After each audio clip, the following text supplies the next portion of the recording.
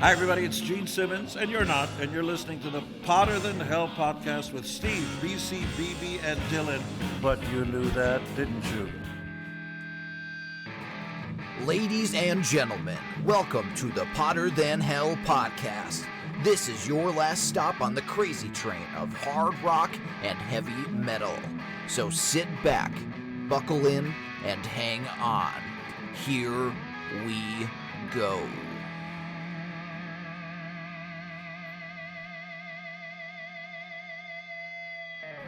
Hello, Potter Than Hellions. Welcome back to the Potter Than Hell podcast. This is Steve, your host. I'm joined this week by BC and Dylan. And we have back by popular demand our buddy Brad Rusthoven. How are you, my friend? Hey, Steve, BC, Dylan. How are you guys doing? Good, good. I just wanted to throw out there, BB is not with us this week because his dad just had some surgery today and he came through it good. So best wishes out to BB and his dad and family. So that's why BB's not here. However, he will be participating in a different way tonight. At this point, I don't know what the hell this episode is going to be called because I have an episode plan where I told these guys just show up and bring yourselves, and so we're going to see how this goes. It's going to be one of those off the cuff bullshitting sessions, I guess. And we actually just had a conversation of the shirts we were wearing. So BC's got his rock and roll rib shirt on from when we went down to Nico McBrain's place down in Fort Lauderdale, and we were on Monsters of Rock cruise 2 cruises ago. And Dylan has a Celine Dion shirt on, it's like a death metal shirt. And I'm wearing my my Dirty Looks shirt from Monsters of Rock cruise from this year. And Brad, we didn't get you. What do you got on? Yeah, so I've got AC/DC Detroit or Bust shirt. So the Rock or Bust tour from 2015, saw it at Ford Field. I'm donning that shirt right now. So was that a special event shirt? It was. Oh, yeah.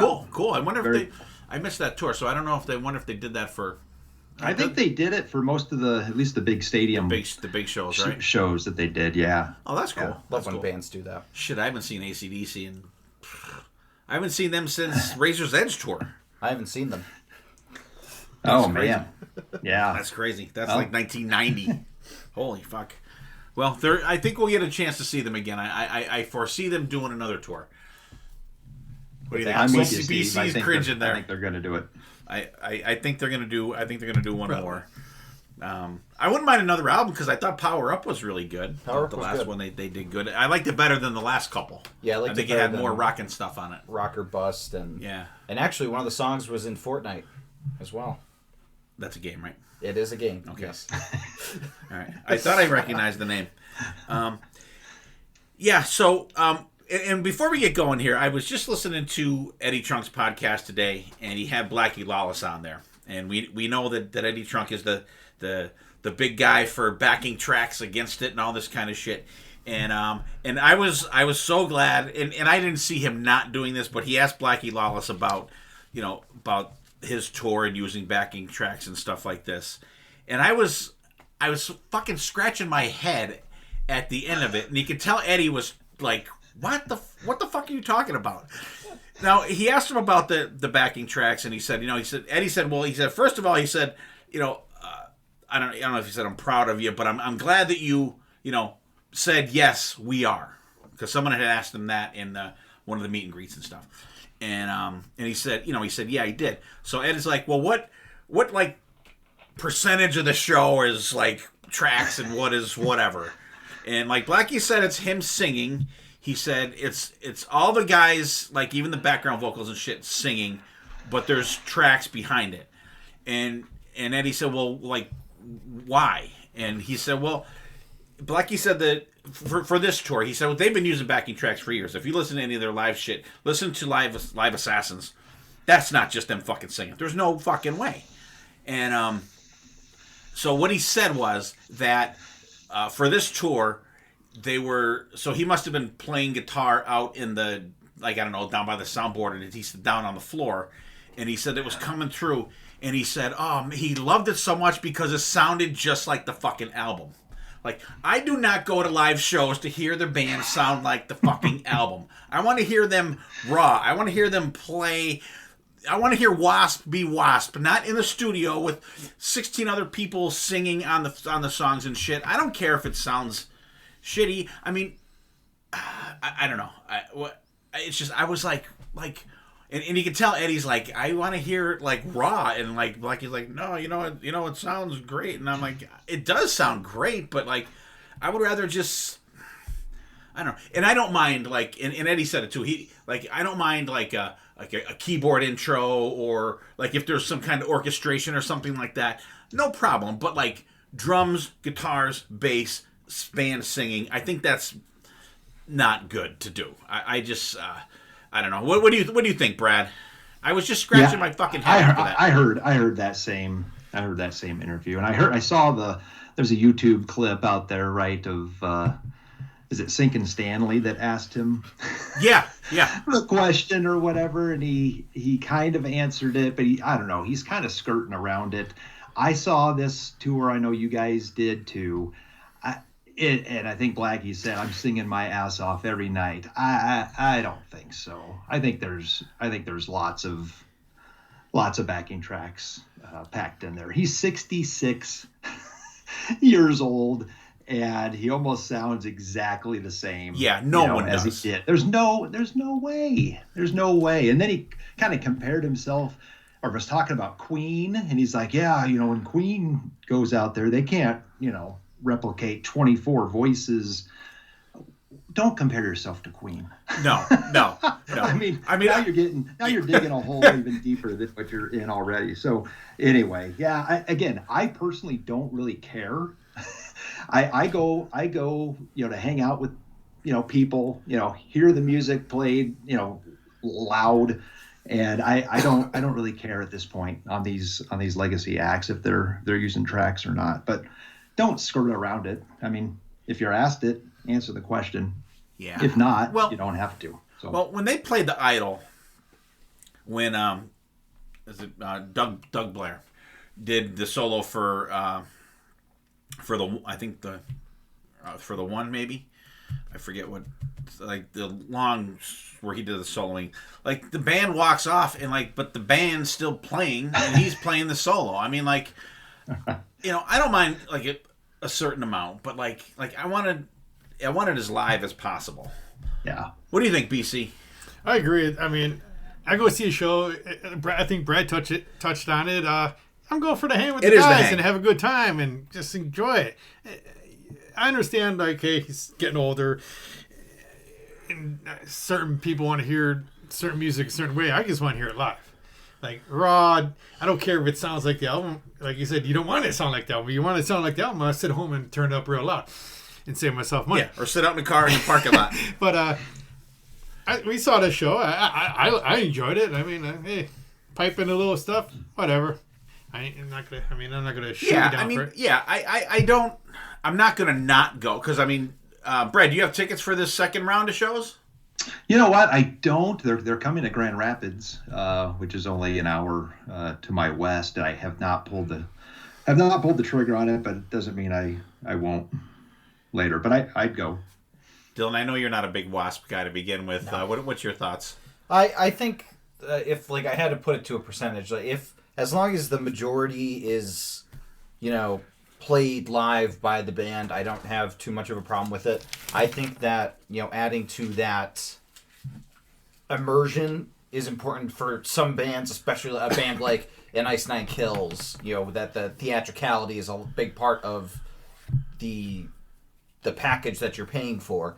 But if it's a situation where, you're almost watching a late night show performance where they have to do it lip synced to, make a thing, then I don't feel like you're getting your money's worth. And I'm not a big fan of Blackie anyways, so I don't think I care whether or not he's piped in or not. I think we're gonna buy Dylan a ticket, and make him go with us. I'll be in the parking lot selling the ticket if anybody wants to. I think some help with the vocals is okay, but if you get into the music, that's I have a problem there, because the vocal. Right. We're all human, right? We're age. We can't stop that. But if you're piping in backing music, that's a no-no. See, what I like it when they do is like what King Diamond did, where he has another singer. She was right. You can see her on the side of the stage. I think that I like she even that came out too. Or like with Fleetwood Mac, where they have other instruments being played along with them, and they have that band out with them. Like Aerosmith and Bon Jovi does that. They're like, hey, here's the dude, he's playing guitar. Here's the other guy, he's playing guitars. I don't mind that at all. But the most thing for me with Wasp was the length of the show. It was like an hour and 10 minutes. Like, what the fuck? Because like when he was on Eddie Trunk before this tour started, it was grandiose. It was going to be, just short of the throwing the meat out into the crowd shit. We're going to pull out shit you've never heard before and blah, blah, blah. I don't know that they've played anything that we haven't heard or seen live anyways. And then as the tour went on, we saw maybe 6 or 7 shows into the tour. But even by then, the fucking show was shorter than we might have been like the 3rd or 4th show because our buddy Steve from Uncle Steve's Iron Maiden Zone, he was at the first show I think it was in Vegas, and they played a bunch of stuff, and I forget, there was one song that he played and it was like, holy fuck. And then like by the 3rd show, it was gone. So like we saw a 70-minute show. I think Armored Saint played fucking longer. It might have, yeah. I mean that was my main thing about it. I mean, you could tell it was tracks. I mean, don't get me wrong, I enjoyed the shit out of the show. We had a fucking awesome time at that show. We're rocking out. Remember that dude from, I don't know, he was from Europe somewhere, that one dude, he was like right next to me. Oh, okay. Finally someone that was actually rocking next to me that wasn't fucking annoying. But talking about this live shit, how many times you go see a band and like when you're playing live and you get to the guitar solo and it's just the guitar solo and you don't got the back rhythm going because they're playing actual live. Right. I love that. You can just hear the guitar and the bass. That is just, that always catches my ear. Like Power Trio style. Yeah. I love that. Absolutely. Like when Avenged Sevenfold does their dual guitar part, you could just hear the bass underneath them. You don't hear the rhythm track. Like you'll just hear them doing the dual guitar. Right. I mean, I want it as live as possible. Like you said, I can understand some vocal stuff. I don't know, kind of. Chris Holmes didn't have any backing tracks. Chris Holmes had no backing tracks. He did not have any backing tracks. He did not have any backing tracks. And that was a good, I enjoyed the hell out of that show. Was really, that was fucking awesome. It was better than I thought it'd be. I thought it was going to be a train wreck. If you had the band that is on YouTube with them, I think it would have been Trainwreck. But he had these younger guys, and I was blown up. I thought they were good. And even that one drinking beer song or whatever the fuck it was that he sang, he has this. It fit him. Yes, it fit him. It sounded like ass. His vocals sounded like shit, but it fit. It was like, this is what you would expect this song to sound like. Exactly. And he didn't disappoint. It was cool, But like the guy that sang the Wasp shit was he sang fucking excellent.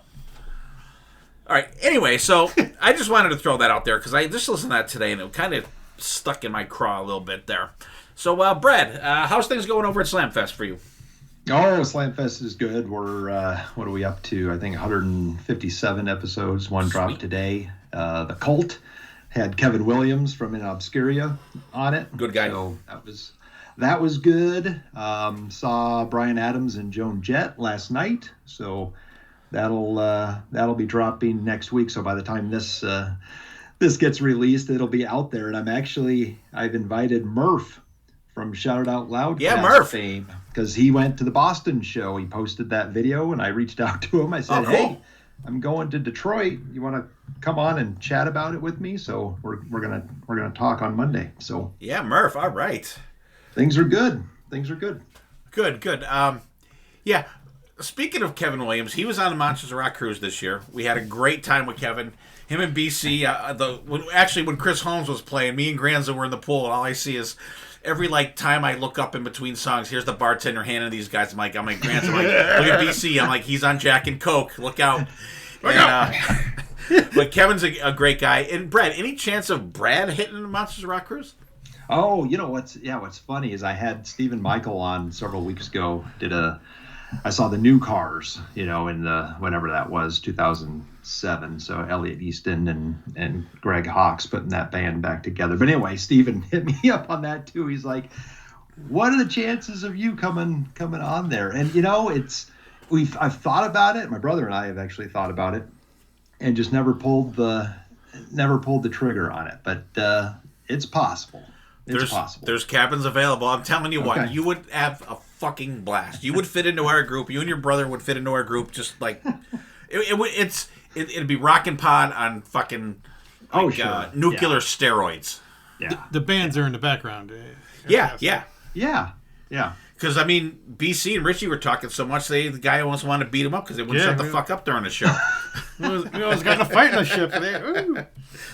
And seriously, you talked about before about the hang. That is the ultimate hang. It is your hotel on the water. I mean, literally, you walk 3 minutes and you're at the next show. It's just I can't talk it up enough. I really would love to see you on there. It'd be fucking awesome. Actually, the lineup looks pretty good. I like it. I like it. I guess bottom line, the lineup and whatever mainly is background music for the hang. Oh, sure. But exactly. I mean, It's the soundtrack. There are every now and then there's some bands you want to see because we won't see them in the United States. Other than that, right. Like Steve said, we almost got in a fight because me and Richie were hitting it off, bullshitting so much we just fucking we forgot where we were. Woo!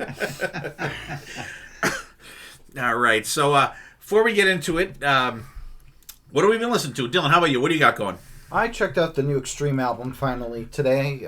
6, pretty good. I like it a lot. The one song, Banshee, I was saying, reminds me of a very early Aerosmith song with a little bit of kind of mid-Aerosmith backing track. But the vocals sound very early Steven Tyler, Get Your Wings in that one. And even the cadence of the chorus was very Aerosmithy, which I have no problems with. I like Aerosmith. I like Extreme. So whatever they want to do in that realm, I'm fine with. But the rest of the album, from what I've heard so far, is very, very good. Can't go wrong with a little bit of no shredding. So I like it a lot. I think it's an album that could grow on me if I listen to it a little bit more. Yeah, they did those first 3 songs on the cruise, and they were really good. Always up for a little Extreme, and actually we saw the pool deck show. That was when before Nuno Blue was out playing fucking basketball, like the next day or the day after. So we got to see the mobile show. How about you, Brad? What do you got going? Yeah, so other than the stuff I'm listening to, obviously for the podcast, I've checked out a couple of newer school bands recently. Well, Rival Sons, which I'm sure you guys are familiar with. Dark Fighter is their new album, and then a band called Crown Lands, which I don't know if you've heard of those guys, but they're a duo from Canada, and they've got an album out called Fearless. And if you like Rush, you need to listen to this album because they are obviously huge Rush fans, and it sounds like vintage Rush. So good stuff. Dylan, you brought them up a couple weeks ago, didn't you? Yeah, what was the band again? Crownland? Yeah, yes, Crown I did. Lands. Yep. Yes, absolutely. It Yeah, does sound like... Dylan had them for I don't know, a jam or think it was a maybe jam. listening to. Yeah, they Actually, really I have it do on my sound like... White Buffalo was the one album, and Fearless is the new one, right? Yeah, Fearless was the I one haven't I listened to them yet though. They're good. Yeah. They sound very much like So Farewell to Kings. Yeah, right. Exactly. Oh, cool. Hemispheres. Now era. I will. I don't want to make it sound like I don't want to take any Dylan suggestions, but I will definitely listen to it now. BC, how about you? What do you got going? And like I said, Dylan, I checked out the new Extreme. The songs were released, and then there was those mid. I was like, "Oh, here we go!" But it recovered, I think, very good. It has a fresh feel. Sorry, we're on the Speedway here. No worries. It has a fresh feel to me. I enjoyed it, and I think it's definitely going to be a grower. I mean, I liked everything that they released up front. I've been going back to the Heaven's Edge. That's growing. I told you. I don't know. I keep forgetting how long it's been between albums. And then I finally picked myself up a copy of Danny Vaughan, Traveler from 2007. Nobody around here ever had anything like that, but the world of eBay. It's a good thing sometimes. Yes. Sometimes there's too much shit on there that you want to buy. All right, and for me, I and I've had Apple Music for however many years, whatever, and I literally just discovered like last week. I went into the app and there's a listen now, so I'm like, what the? And I like really never really clicked on it, so I'm like, all right, see, has your top picks and shit. But then they have like Steve Wright's radio station. I'm like, what the fuck is this? So I hit it, and it like plays all the crankest shit from my fucking catalog. It's great. All right. Yeah. So it's like it is my own station. So it's like I've been listening to it like for a week solid. I think I've skipped maybe 3 songs on there. It's fucking great. I've been listening to that. The new Chakra album finally came out. Invincible, really good. I have to give it a couple more listens, but I like what I heard so far. Hollywood Vampires live in Brazil or live in Rio. What is it? Live in Rio. Live in Rio. Real good. I was so glad when this came out because when Dylan and I saw them on their first tour, and the version they do of Whole Lotta Love is fucking incredible. Cool. Lizzie Hale, like... Alice sings the first part and like at a lower register, and then when it kicks in, Lizzie Hale sings the rest of it. It is absolutely phenomenal. The only thing about that album is Sweet Emotion's not on there. When we saw them, they were doing that one too. They do Train Kept a Rollin' from Aerosmith, but like, I wish they did a different Aerosmith. I love Train Kept a Rollin', don't get me wrong, but like I wish they did like a same old song and dance or something from Rocks, or you know what I mean, especially something like that. But what was cool, and they did Sweet Emotion, but like it's like a cover of a cover of a cover. Yeah. For them playing that. But I thought that was cool. And I picked up the box set of Black Sabbath Live Evil, and it has the box set is fantastic. There's like 2 books in there. There's a poster. There's the original album and the original album cover, and then there's a remastered one of it. The remaster sounds great. It's not as kind of muted as the original one was. It's a little more bright sounding. The drums are clearer than they were. You could hear the Vinny's drum fills a lot better than you were on the other one. So that was really, really a good box set. And I'll tell you what, BC, I'm still busting out Ozzy Patient Number 9. I can't get enough of that album. I think it's fucking fantastic. Love it. So here's what we got going. It'll make you scream. It'll make you defecate. It will. It will. Brad's got Rival Sons, Dark Fighter going in Crown Lands. I definitely got to check them out. Dylan's got some Extreme 6 Banshee. Same for BC. BC's also got some Heaven's Edge, new album from them. Danny Vaughn, Traveler. Is that like acoustic shit? No. No? Okay. All right. I'll check it out. It's a whole album of Blues Traveler covers. Oh, God. Please. Although that guy was funny. When did you see the ZO2 show, the one that Joey Casada and the ZO2 that show? Did you see when the guy from Blues Traveler was on there? He was great. He was like a dick on there, but it was fucking funny. I can't even think of the guy's name. Anyway, what's his name? The guy from Blues Traveler. Blues. I don't know. It's Mr. Traveler. Mr. Traveler. John Popper, I think. John Popper. Yes, yeah. John Popper. He was good on there. The guests they had on there, and even when Dave Navarro was on there, what a dick he was on there. That was fucking awesome. Awesome show. Check that out.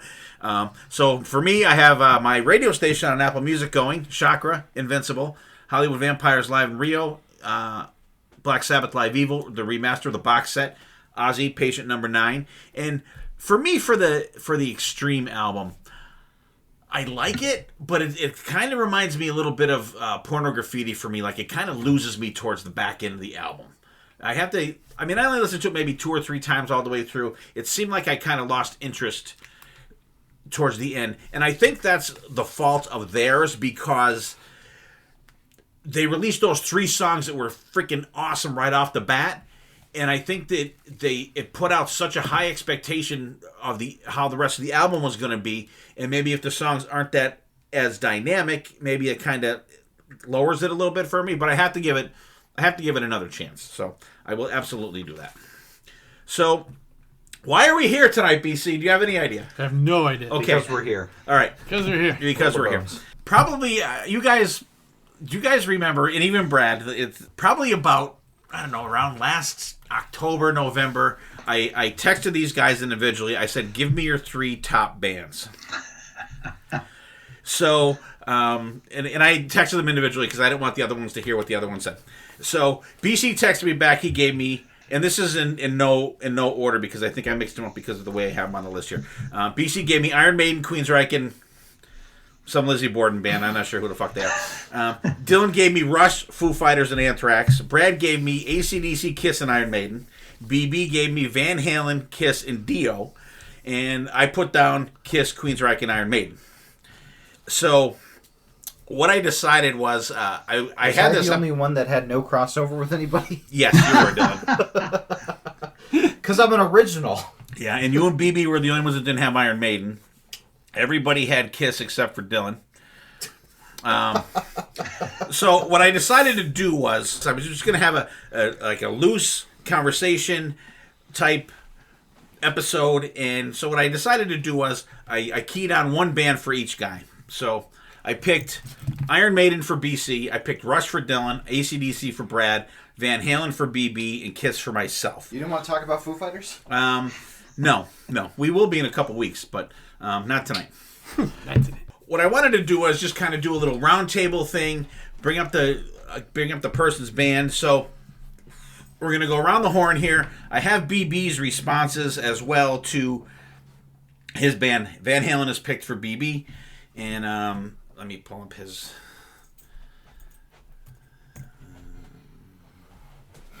His favorite album is Van Halen 3. Van Halen 3. Oh, that gets mentioned. So well, let's start with BC. So BC, I picked Iron Maiden for you, right? So give us a little overview how you got into Maiden, number one, and what do you think is their best album, their worst album, and their best live album? Oh boy. How did I get into them? Oh my God, I'm trying to think. Back early high school, when you made it over to the high school and you're walking around the hallways and see the older kids, and That'd be me. There was always you weren't that much older. I'm thinking older kids. I was 2 years older than you in school. Yeah, but I saw some Iron Maiden shirts. I'm like, and of course back then I was like, and that was right about 83, 84. I can't remember. 83, Peace of Mind. Ballpark mine right around there, but yeah, so I'm like, Iron Maiden. So I want to say Number of the Beast was the first one I got. So that was 80. Yeah, it had to be 7th grade. Again, the mind's not what it used to be. But I just remember seeing that shirt, and I was like, yeah, check them out. What the fuck? I see enough shirts. It's got to be some kind of a popular band, right? So I started going through. I got to look in here. But I forget what I was going to say. I always love Number of the Beast. Is it their best album? I'm not going to say it is. By no means. And worst album or best live album? Worst album. What do you think the worst album is? Worst album is the two with. You can't include Blaze Bailey. Come on, they're the worst. They're the worst albums. I'm sorry. That's cheating. I know, but I mean, if I have to pick a worst Bruce album, oh my God, you're really killing me there. Let's see. One I could do without. You can pick the Blaze ones. I'm going to be honest. I mean, they're the only two albums. I mean, they've grown on me throughout the years. Don't get me wrong. I've come to, appreciate them for what they were at the time. But I mean, come on, it's Bruce Dickinson. It's not Bruce Dickinson. Bruce Dickinson. But I'm gonna go back to. I love Flight 666 when it comes to live albums. And is that the best? This one sticks out the most in me right now. We saw that tour too. So. That has a lot to do with it too. So if you had to pick the Maiden catalog, what do you think would be their most underrated album? Like the album that you think is great that other people are like, I don't know. What do you think? Everyone else is getting these questions, so pay attention, Dylan and Brad. Pay attention. I'm taking notes. I sent the questions to you. I think what I would think. Mm-hmm. It's all you. It's all on you. For some reason, some people get somewhere in time a bad rap. I don't know why. I enjoy it. All right. Okay. So that would be definitely one. Top of your head, 3 favorite songs from Maiden. It's not a quiz show. It's not a quiz show, so there's no points here. There's no points. Top of your head. I love that. It's like whose line is it anyway? Yeah. No points. Right. Everything's made up and the points don't matter. There you go, Dylan. You gotta love a passion, Dylan. I mean, over and over, I can never get sick of that. 2 minutes of midnight. As much as that is played, It's a good one. every time you hear that, you're like, oh, That riff. that riff. I mean, just Oh yeah. that totally sticks out. I'm trying to think of something newer that I really like. I mean, Passion Nail's from Newer Maiden. yeah. A Stranger in a Strangerland, I just... All right. That gets a lot of shit, but... It fades out, too. That's one that always... That's crazy. I find myself digging... Gotta do it for the radio. If I'm doing a Iron Maiden... Yeah, just Right. play that one. All right, so like ballpark, BC, how many times do you think you've seen the Maiden live? 10? More, at least. You think so? I'm trying to think. Let's see. I don't think that much. Well, because I think BC saw Maiden with me every time you've seen them, right? Homedale. So Homedale twice. Saw the Garden twice. Montage. Camden. Montage. That's 6. Yes, I don't What is think that? much Seems more, more. a lot more than that. Yeah. 6, 7. Any cool opening bands you can remember from Maiden? Dream Theater. I mean, cool opening bands. You said BC. cool. I Cool said opening bands. Coheed and Cambria. Cool opening bands. Oh God, that's the opposite of the spectrum. I don't even remember them. That's how not good they were. I'm drawing a blanket. Trivium was good. Trivium was real good. They were like... They come over. I thought they were good. All right, and the final question for Maiden: what would you like? What else would you like to see from Iron Maiden down the road, Down the road. or even next week? Well, I'd like to see them another album, and just a tour playing obscure stuff. Like, do not play anything that's remotely a hit. I know that would. They played a Matter of Life and Death the whole fucking album, so they're not above doing that. No. I mean, to me, that's do a show. I think we talked about this somewhere. Do a show just for the hardcore fans. I've been with you since forever. They're getting close to doing that. They're getting there. This tour now is the set list. That is very if you very throw out Can I Play with Madness, that's a fucking awesome set. So that set list was close to what I sent you guys. Remember? It was. That thing got leaked. I mean, it wasn't exact, but it was close. It was pretty close. Absolutely. It looks good. It does. I can't wait to see it. It's going to be. I know we will probably get. I know we'll definitely get tickets for it, or at least try to get tickets for it. But we're going to get fucked on tickets again. I know we are. We're going to be up in the fucking rafters again, and I'm going to be one pissed off person. All right, Dylan. You got the questions. What do you think For Iron Maiden? Yeah. Best album for me, I probably agree with BC. Number of the Beast is the one that I always go back to the most. Though I am completely burnt out on Run to the Hills. Like I skip that song every time it comes up in rotation anymore. Worst album, I think I have to go with X Factor. Because there's just so many songs on there that are forgettable for me, that don't really stick in my head. I mean, the only ones that I really grab from there are like Man on the Edge and Sign of the Cross. You know, there's nothing really else that I go to for that album. Best live album, it's really funny, BC, because I was also thinking Flight 666, because that's the one that I would watch that documentary over and over again.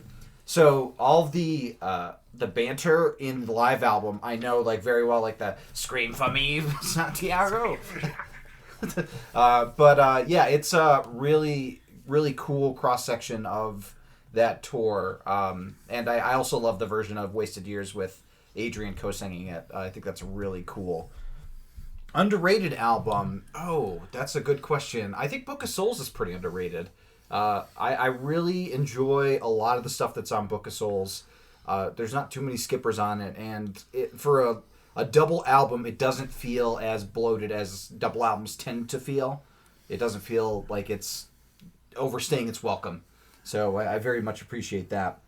3 favorite songs off the top of my head. I mean, Hallowed Be Thy Name is definitely probably my favorite Maiden song. ooh boy, gotta go through the list here in my head. See, it's like there's that pressure of like their whole catalog just slips out of your head. We're just sitting around having a couple beers, shooting the shit, round robin here.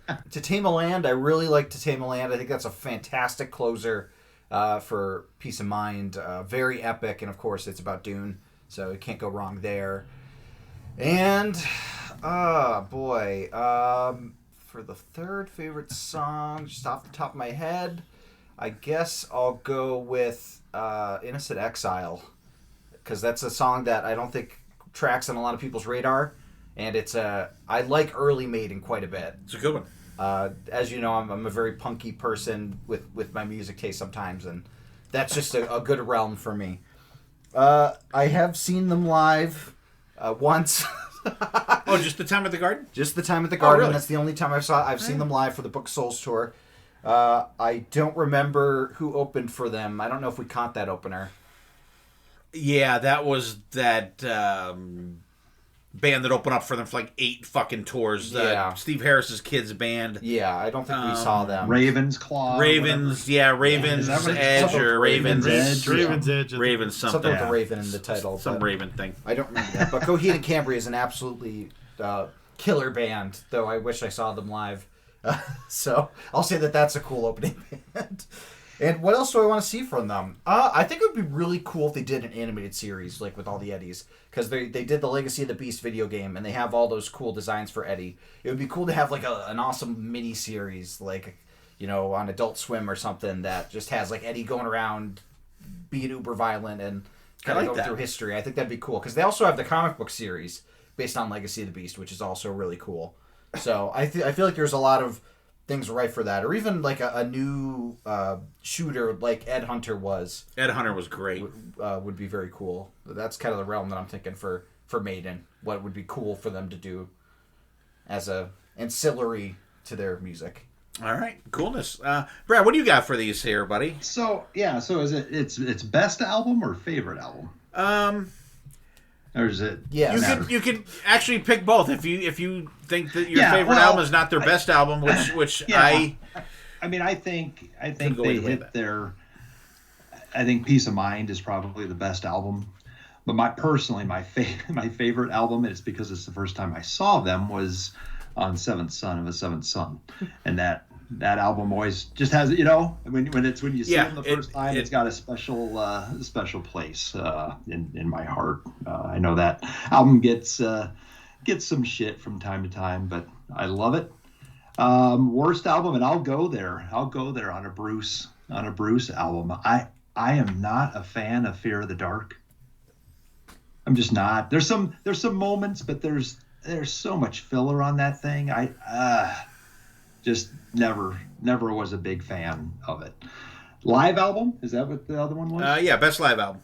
Yeah, so I mean, it's kind of a cop out, but you know, the Live After Death. You know, love when the CD came out and the bonus had those bonus songs on there, which I don't think were on the original album, at least my understanding. The first CD release of it was just the Long Beach Arena show. Yeah, but when it came out vinyl, because the vinyl or I don't think the CD came out till like after the vinyl came out, but the vinyl had side 4 was that Hammersmith. Wrathchild, 22, right? Children Die, Phantom on there, which is unbeatable. Song wise, so yeah, if I go back to, you know, the first 2 albums, I'll pick something off of there. Murders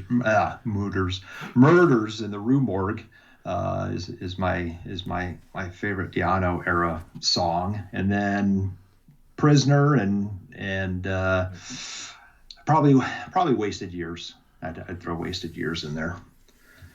What else? How many times have I seen them? So actually, I've got my, as nerdy as this sounds, I just pulled up my my spreadsheet that I'm helping with my podcast on, on when I've seen these shows. But I've seen Maiden 11 times. I mean, that's not nerdy. That's just being prepared for your podcast. That's your whole podcast. But he had this shit done before he did the podcast. So that's nerdy. That's nerdy. I was trying to help you, Brad. Yeah, first time obviously on Seventh Son, and last time was this past fall on the whatever they called that. I guess that was another version of the. Oh, what did they call that tour, Steve? The Legacy of the Beast tour, was that? Oh, yeah, but it was the second part. Yeah, it was like the second. Yeah, it was like part 2 of it. We saw both. Yeah. So, and then opening, well, so on Seventh Son, we were supposed to see GNR, and GNR canceled like 3 shows. I think it was St. Louis, Kansas City, and Omaha, which Omaha was the show I saw.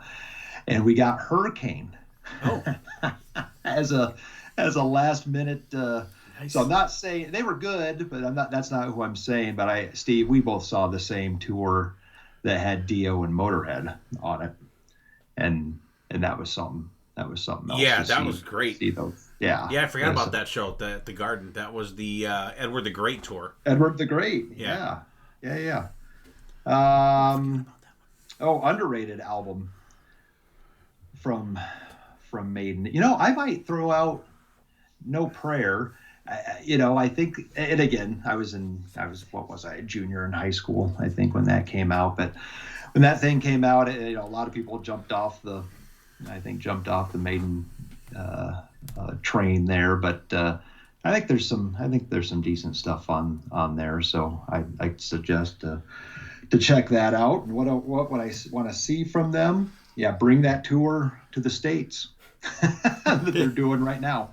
And because I was supposed to see them, I should have seen them on the Somewhere on Tour, and had a ski trip. We had an annual ski trip out to the Rocky Mountains, and it was over that show. So the fact they're playing so many songs from that album, it'd be very, very cool to see. All right, cool. I don't have answers for BB for the first part. I have ones for the second one. So for me, best album, Peace of Mind. It's the album that I came in on Made in Japan and number area, like right in there together. But then like Peace of Mind was the first album that came out like new since I had become a fan. Still always a favorite. I love the warm sound of that album. Worst album, I'm gonna say Virtual 11. There's songs I like on there, but the songs that I don't like, I really don't fucking like. I don't like the Como Está. That's a great song. That song sucks ass. That's an emotional ending. Don't Look to the Eyes of a Stranger. That's horrible. But like the stuff that I like on there, I really like. But the ones that I don't like bring it like way the fuck down for me. And I don't mind the Blaze Bayley stuff. I don't like the. Other than I think those 2 songs in that album, like Clans, like. Bruce even likes doing like Klansman, Sign of the Cross for sure. Those ones I like. Best live album. I'm gonna go with that. They just released it. I've had it in the Iron Maiden that Maiden box set thing that came out in the tin box that had all the CDs and shit in it. The Beast Over Hammersmith. That was freaking great because I think that was like right before Number of the Beast came out, and that sounds so raw. And like that stuff is like my favorite version of like Run to the Hills because it's just so new and so raw, and you can feel the energy of the band, and just absolutely fantastic show. They do Total Eclipse on there, which is fucking fantastic. Notice they didn't do Gangland in that show, by the way. I'm just saying. Top 3 songs. I'll give you. I'm gonna say Remember Tomorrow. That's the song that got me into Maiden. That was the one that like really like. Got me like, oh my god, like this is different from all the other shit that I'm listening to. Holy Smoke, always love that song. People hate it. I think it's fucking fantastic. The tongue-in-cheekness of it, the soloing in it is absolutely fantastic. It was a great introduction to having Yannick in the band. I like the video for it is great. You have Steve Harris playing bass on the back of the fucking tractor with his dad's driving it, and he's moving his hat around. What? Here's a question. Which televangelist song do you like better? Miracle Man or Holy Smoke? Holy Smoke. Holy Smoke, absolutely. And like it shows them in that because that's when they were recording in the barn. It was Steve Harris's barn. It was what they used for the studio. A lot of cool Nico shots in there. Bruce is in the daisy field like at the end. Fucking awesome. And then I'll give like a more modern song for one of my favorites. I'm gonna say Where the Wild Wind Blows. from Final Frontier. Oh, nice. I think that's a great song. And it's funny because the guys on Talking Maiden shit all over that song when they were reviewing that album. And then, like, they've kind of come back from it to give it some props, like, later on. But I think it's a great song. I love the feel of it. You get that heavy part towards the end is fucking great. I think I've seen them, like, maybe one more time other than BC. So probably 9 times. The first time I saw them was 1983, Peace of Mind tour with 9 times. 9 times with Fastway and Coney Hatch. Just that show was just fucking burned into my memory. Absolutely love it. Cool opening bands, Fastway. They were fantastic. They were just out on their tour for their debut album, self-titled album. Coney Hatch, we only caught like 2 or 3 songs from them because we got there a little later than we had anticipated getting there, and that was my first rock concert ever too. So that is like just like fried into my DNA, and it was cool seeing Trivium too. And actually, BC, I will give you props. Dream Theater was good too when we saw them. Jesus Christ. Mike Portnoy's drum kit was, I don't know if you'd be able to fit it in my house. It was so fucking big. He had like 4 bass drums, and holy shit, it was crazy. For an opening band, it was bigger than the Nichols drum set. But it was like the Dream Theater that I like. It was and don't get me wrong, I like long songs, but like it wasn't the crazy Dream Theater stuff. It was the mostly under 8-minute songs, I think, that they played that was really good. Trivium was really good. That was the first, and I was always under the impression that Trivium was like a European band. I had no idea they were from Florida until I started getting into them, like maybe even a couple years after that. They put out, they seem like a European band, especially their first couple albums. I'm like, these guys are like Blind Guardian or Halloween or something like that, but like heavier. So I had no idea that those guys were from the States. And and what else do I want to see from them? I would just like to see them do this tour that they're doing in the States, and I think it would be great.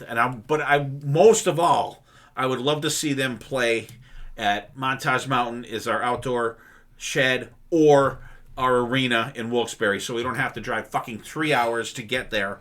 For shitty seats. Huh? For shitty seats. For shitty seats, yeah. I'd rather drive 40 minutes or 20 minutes to have bad seats. So that's they can play the bandstand back Russell Park. There you go. Yeah, no shit. I've had dreams of big concerts back there. It's just been crazy. So so that's BC for Iron Maiden. Let's go a little AC/DC for Brad. What do you got? Everyone's got the questions, so just go right off of them. Yeah, and you want kind of how I got into them? Yeah.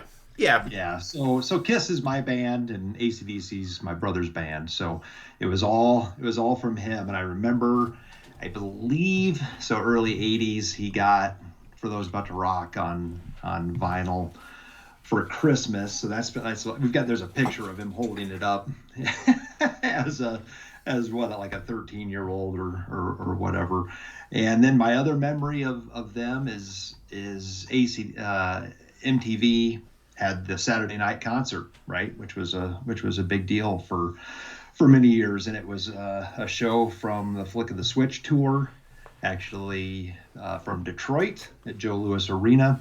And again, it was only an hour of it, so it was obviously edited, but man, oh man, seeing that, I mean, they were huge, obviously off of Back in Black and For Those About to Rock, and so huge stage. I think Fastway was opening those shows, but that's ingrained. That anytime I watch it, it just brings me back to there. So best album, and again, and favorite album is interesting, because best album,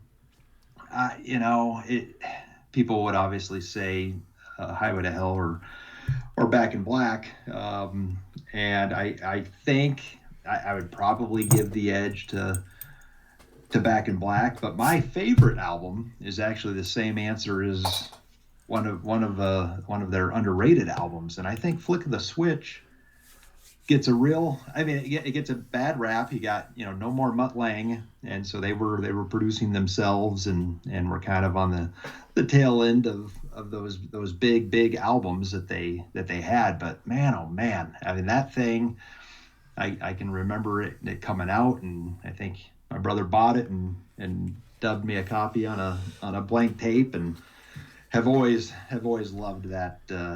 I've always loved that album. So live albums for them. Well, let me go back to favorite songs actually. So, because live albums, they don't have a lot of them. Yeah, but they've got some. But favorite songs. Oh man, I might go back to High Voltage. If I'm talking Bon era, always loved that song off of the first album. Guns for Hire, which off a flick of the switch, and it kicked off that tour, which was so good. And oh goodness, a third one, man. This is cool, Steve, but it makes you think, and I want to be honest with you guys. I honestly did not write anything down or even think about this episode for myself, my answers, because I'm even looking through my phone now for shit. Yeah, I'm sure. I'm sure you didn't. But yeah, I think I've got to go. I think I got to probably go back to Bon. Overdose. That thing that's just got such a great groove to it. Heavy as shit as everything is on that album. But those would be my three faves. And so live album, I'm not a fan of the AC/DC live that they put out, on the Razor's Edge tour. So I'd probably go back to If You Want Blood, it's raw, or that Let There Be Rock concert from like Paris, I think, that they put out on VHS. Yeah, I might cheat and say that. Yeah, that's on the Bonfire box set too. Oh, there you go. Yeah, because I think they. What did they kicked off with Livewire, I think, on that thing, which was that bass, because you got stuff from Highway to Hell on that, which you didn't get on. Yeah, right. On you didn't If You Want Blood, If You Want Blood, yeah, absolutely. How many times have I seen them live? I can answer that. So 7. Seen them 7 times, and I saw the Blow Up Your Video tour, which is a funny story. It's like episode 3 of my podcast, because my brother and I, again, were from Nebraska. We were going to miss he was going to miss the Omaha show, and was pissed off. We were going on a fishing trip in Canada with my dad. So somehow we talked our parents. He was 18, I think, and so I must have been 16. And we talked him into us flying to Tempe, Arizona. That's insane. Which is just you never pull that off these days. Craziness that they let us do that. But anyway, so that's the first time and the last time I saw him with Axl Rose on lead vocal. So I saw one of those 10 shows, I think, that they did with Axl at the Palace of Auburn Hills and outside of Detroit. But I'm hoping that they'll do one more run. Underrated album. I think I said Flick of the Switch. What do I want to see from them? Yeah, one more tour.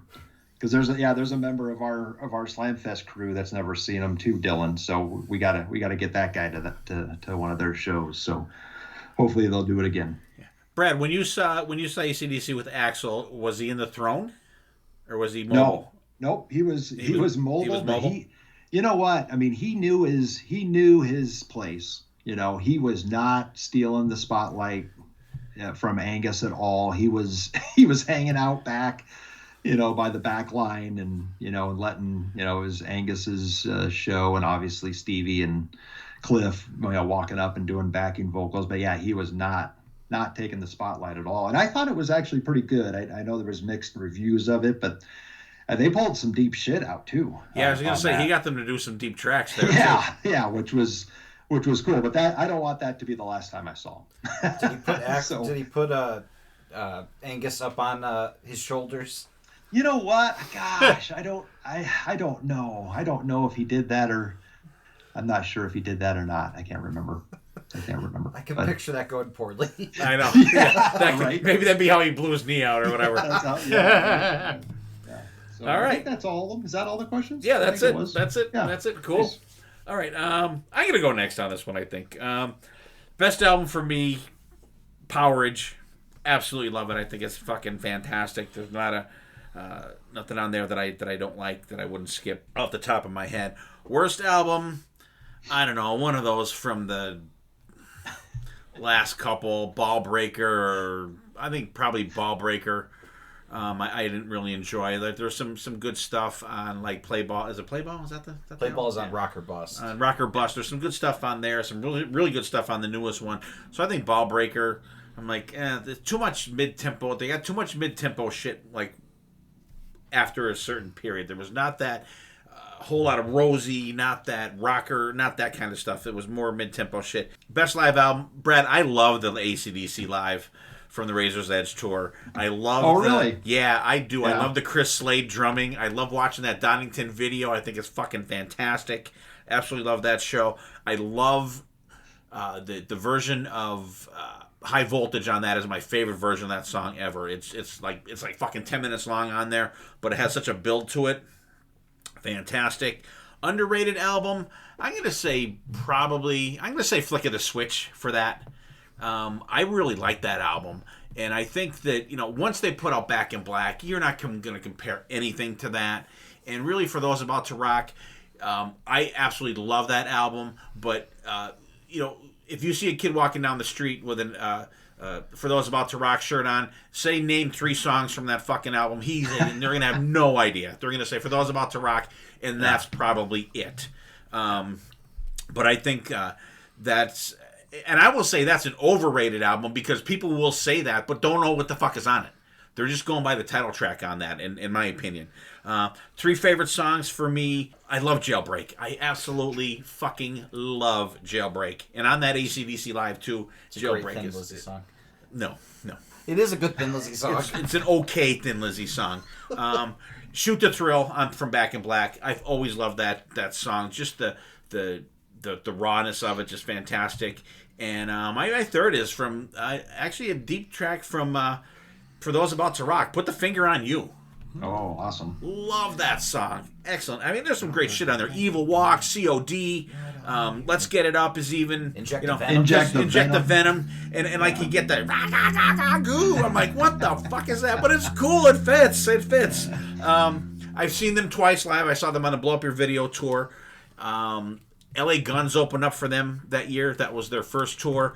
I saw them like kind of not backstage, but like in one of the hallways, like after the show. But they were good. They were good. First time I saw LA Guns too. I'm trying to think. I don't remember who opened up the other show. I think I'm gonna say Love Hate maybe opened up the Razor's Edge tour. Don't quote me on that. I could be wrong. Probably am.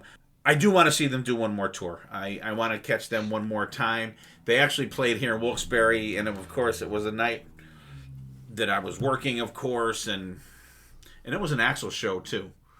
I think that they played here. I don't know, maybe not.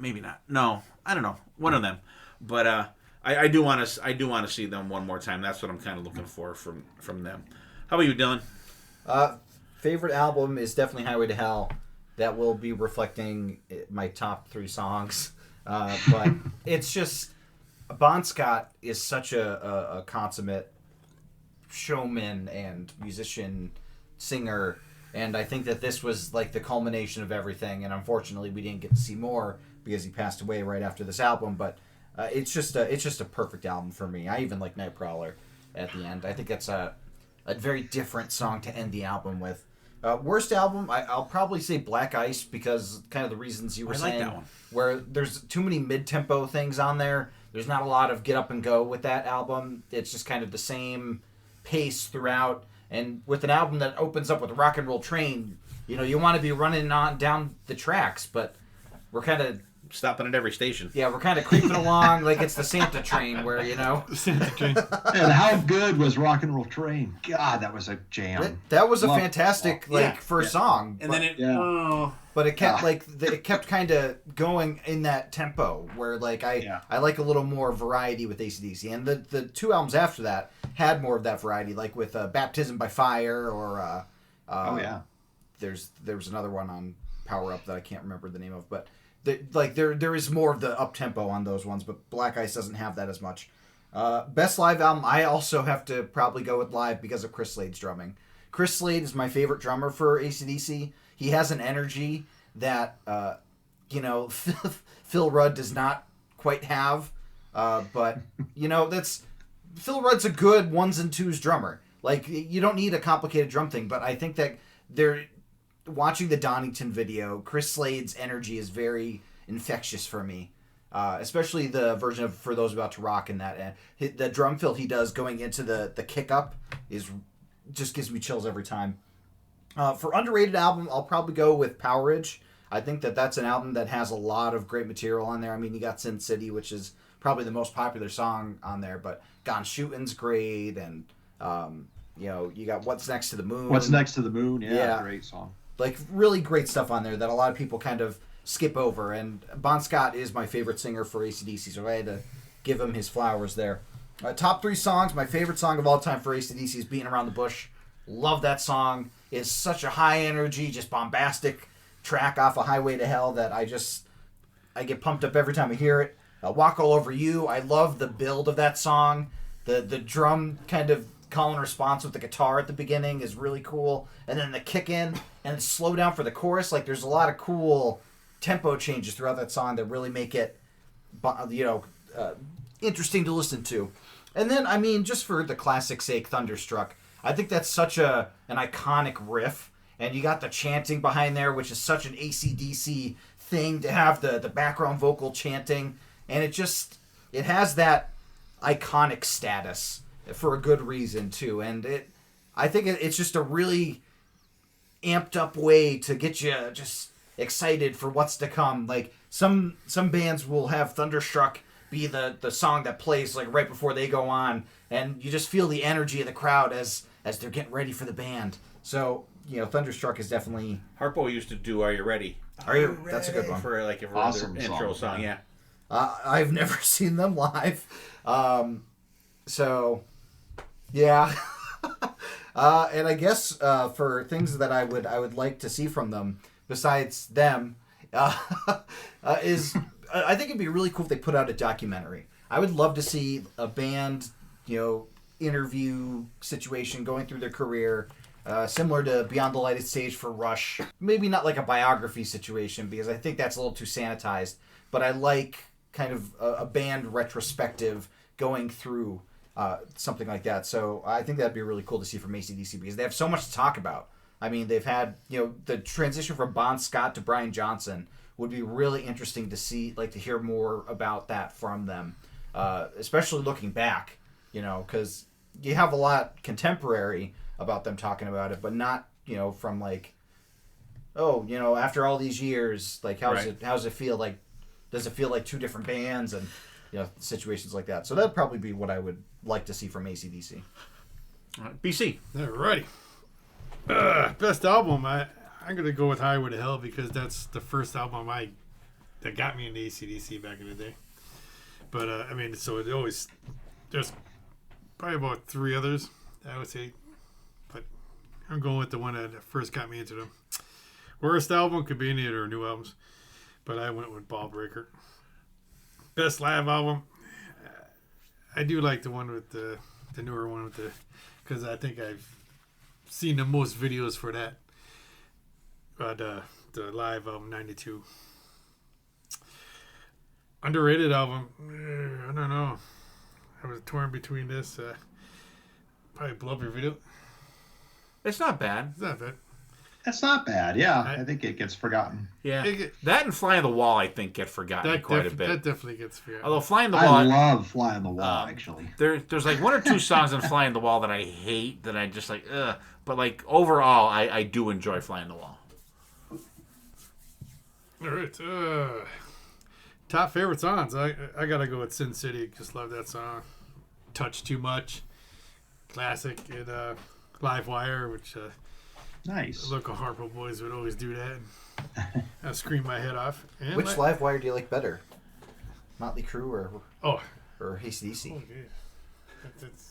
I go with AC/DC on that one. AC/DC. See, I like the energy of Motley Crue's. Yeah, that's a. They're both good. I enjoy them. But What's the cowbell in the... Cowbell tips it over for Dylan. You gotta have the cowbell. He's cowbell tipping. And like Dylan, have you ever seen him live? I have not. Really? I don't think I knew that. You got to take them, Steve. When they go I didn't out, think I knew that. Take them. Well, actually, because the two times I saw them, I was not really friends with BC yet. But I don't know. There was one time, and are you sure we didn't see Razor? You didn't see Razor's Edge with me? Mm-mm. Who the fuck did I see that show with? I don't know who I went to see that show with. I didn't go by myself. No. Are you sure you weren't roofied for that one? No. All right. M3 was the only time. Okay. But so, what else do I want to see with him? Like I said, okay, Brian Johnson's back, so I'd like to see him live. I mean, that'd be good enough for me. Well, at this stage, again. And I just want to go back on the what do I want to see from them. And I've said this before on the show. What I really, really want to see from AC/DC is for every show they do, whatever town they pull into, get a bagpiper and do the bagpipes for It's a Long Way to the Top if you want to rock and roll. Amen. For that. I think that would be just so fucking cool. It's a song they don't do live. You could give a local musician some props, bring them up on stage for that part. I think it would be just fucking awesome. Do you think they don't do that because that's kind of Bond's song? I don't know. Like Bond's song. I mean, come on. He's been dead since fucking 1979 or 80. I mean... if they do the songs, what's the difference of one other song? And this would be such a cool thing. I mean, imagine just like your average AC/DC fan going, oh my God, like that would be cool. Or like if you're a rock fan and you're a bagpiper, holy shit, I want that to fucking be me. I think that would be awesome. Because we know some guys in our local fire departments, they have a bagpipe band. A couple of guys I know would fucking kill to do that. The White Stripes did it. Huh? The White Stripes did it? Yeah, they did. Which remind me about that later because I forgot at the beginning of the show to talk about last week's episode, which we'll do at the end. Okay. Which I need to write that down because last week's... Brad didn't hear it yet, but it was an interesting one. All right, everybody went on AC/DC, right? Yes. Mm-hmm. All right, so I'm going to do BBs. We'll do Van Halen now. And I'll just skim through BBs here. I had it pulled up. I like how you lied to me, by the way, because you said that I was nuts. Who's Dylan's? Dylan's is which Dylan one? is Rush. Dylan is Rush. Gotcha. It's Foo Fighters. Okay. No, it's not. All right, what do you think of the new album, Dylan? Oh, I love it. I think it's great. It's fucking awesome. Yeah, I think that it's a really great ode to Taylor. Yeah, awesome. We'll see. We're going to be talking about that in a couple weeks. Oh, stop it. All right, so BB. So best album 1984. Even with the hits don't bother him. He doesn't get sick of them. Worst album, he's going with Balance. And he says, you thought I was going to say Diver Down. If he said Diver Down, I would disown him. Best live album right here, right now, he says. Only two to pick from that and the Tokyo Dome one. And he said, Tokyo, stop it, BB. Tokyo Dome was like nails on the chalkboard. Shut up. Underrated album. I was going to say VH3, but I have taken enough abuse for that. I will say, for Unlawful Carnal Knowledge, there are a lot of heavier songs on that album. Judgment Day, Pleasure Dome, Spank, just to name a few. Top 3 songs, Good Girl Gone Bad, House of Pain, wow, 2 from 1984. Wow. And Source of Infection from OU812. We're going deep on those picks, and they may change tomorrow, we said.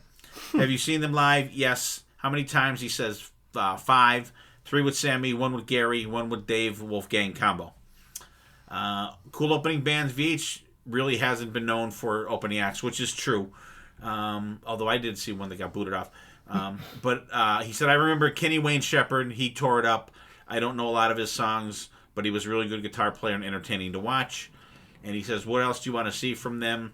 Release Live Without a Net on vinyl or a box set and all the unreleased music from the 5150 studios. If they ever did that, you'd have to buy a fucking truckload of shit, I think, if they ever released all the shit from 5150 studios.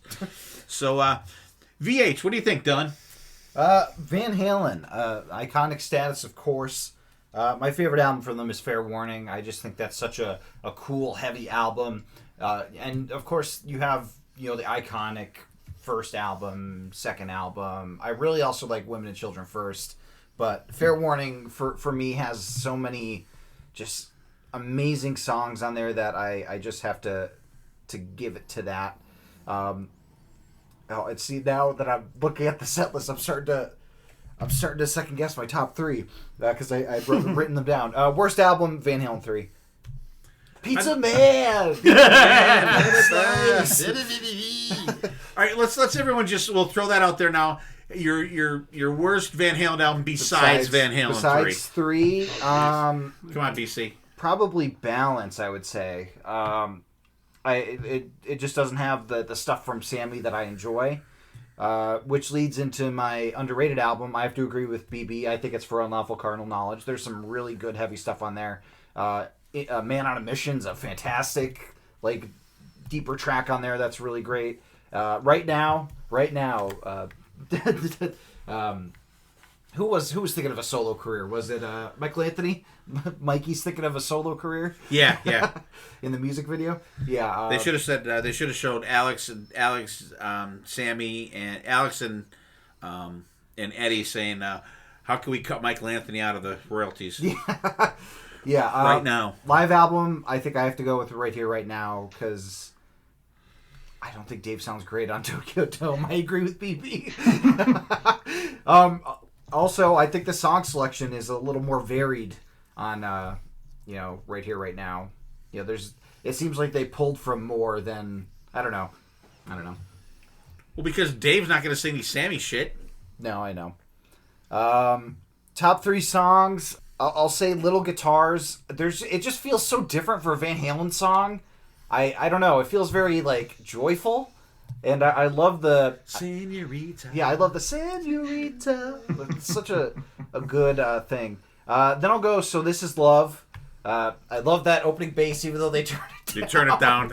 I always thought that was weird. Even listening to it the first time, you're like, what are they... Yeah. What? And then I'll say a tie for my third song with I'm the One and Loss of Control. No, Take Your Whiskey Home. So I'm the One and Take Your Whiskey Home. Because those songs are so good. I'm the One is a great underrated track from the first album that's so heavy. I love the doo-wop part in the middle. It's so just out there, but it showcases the personality of the band. So I really love the shoo-be-doo-be-doo-be-doo-ba-ba-ba. It's great. I saw them live once. And I could say that the best opening band was Deep Purple. No, that was Judas Priest. That was Priest. That was the same venue. Shoot. I don't remember who the opening band was for It was that Kenny time. Wayne Shepherd, that show. Oh, was it? And we got there. We were getting food or something when he was playing. We Well, came in late. the bus also broke down. Yeah, the bus broke down on the way. Yeah, so, but... BC got run over by the police car that night. Yeah, BC almost got arrested.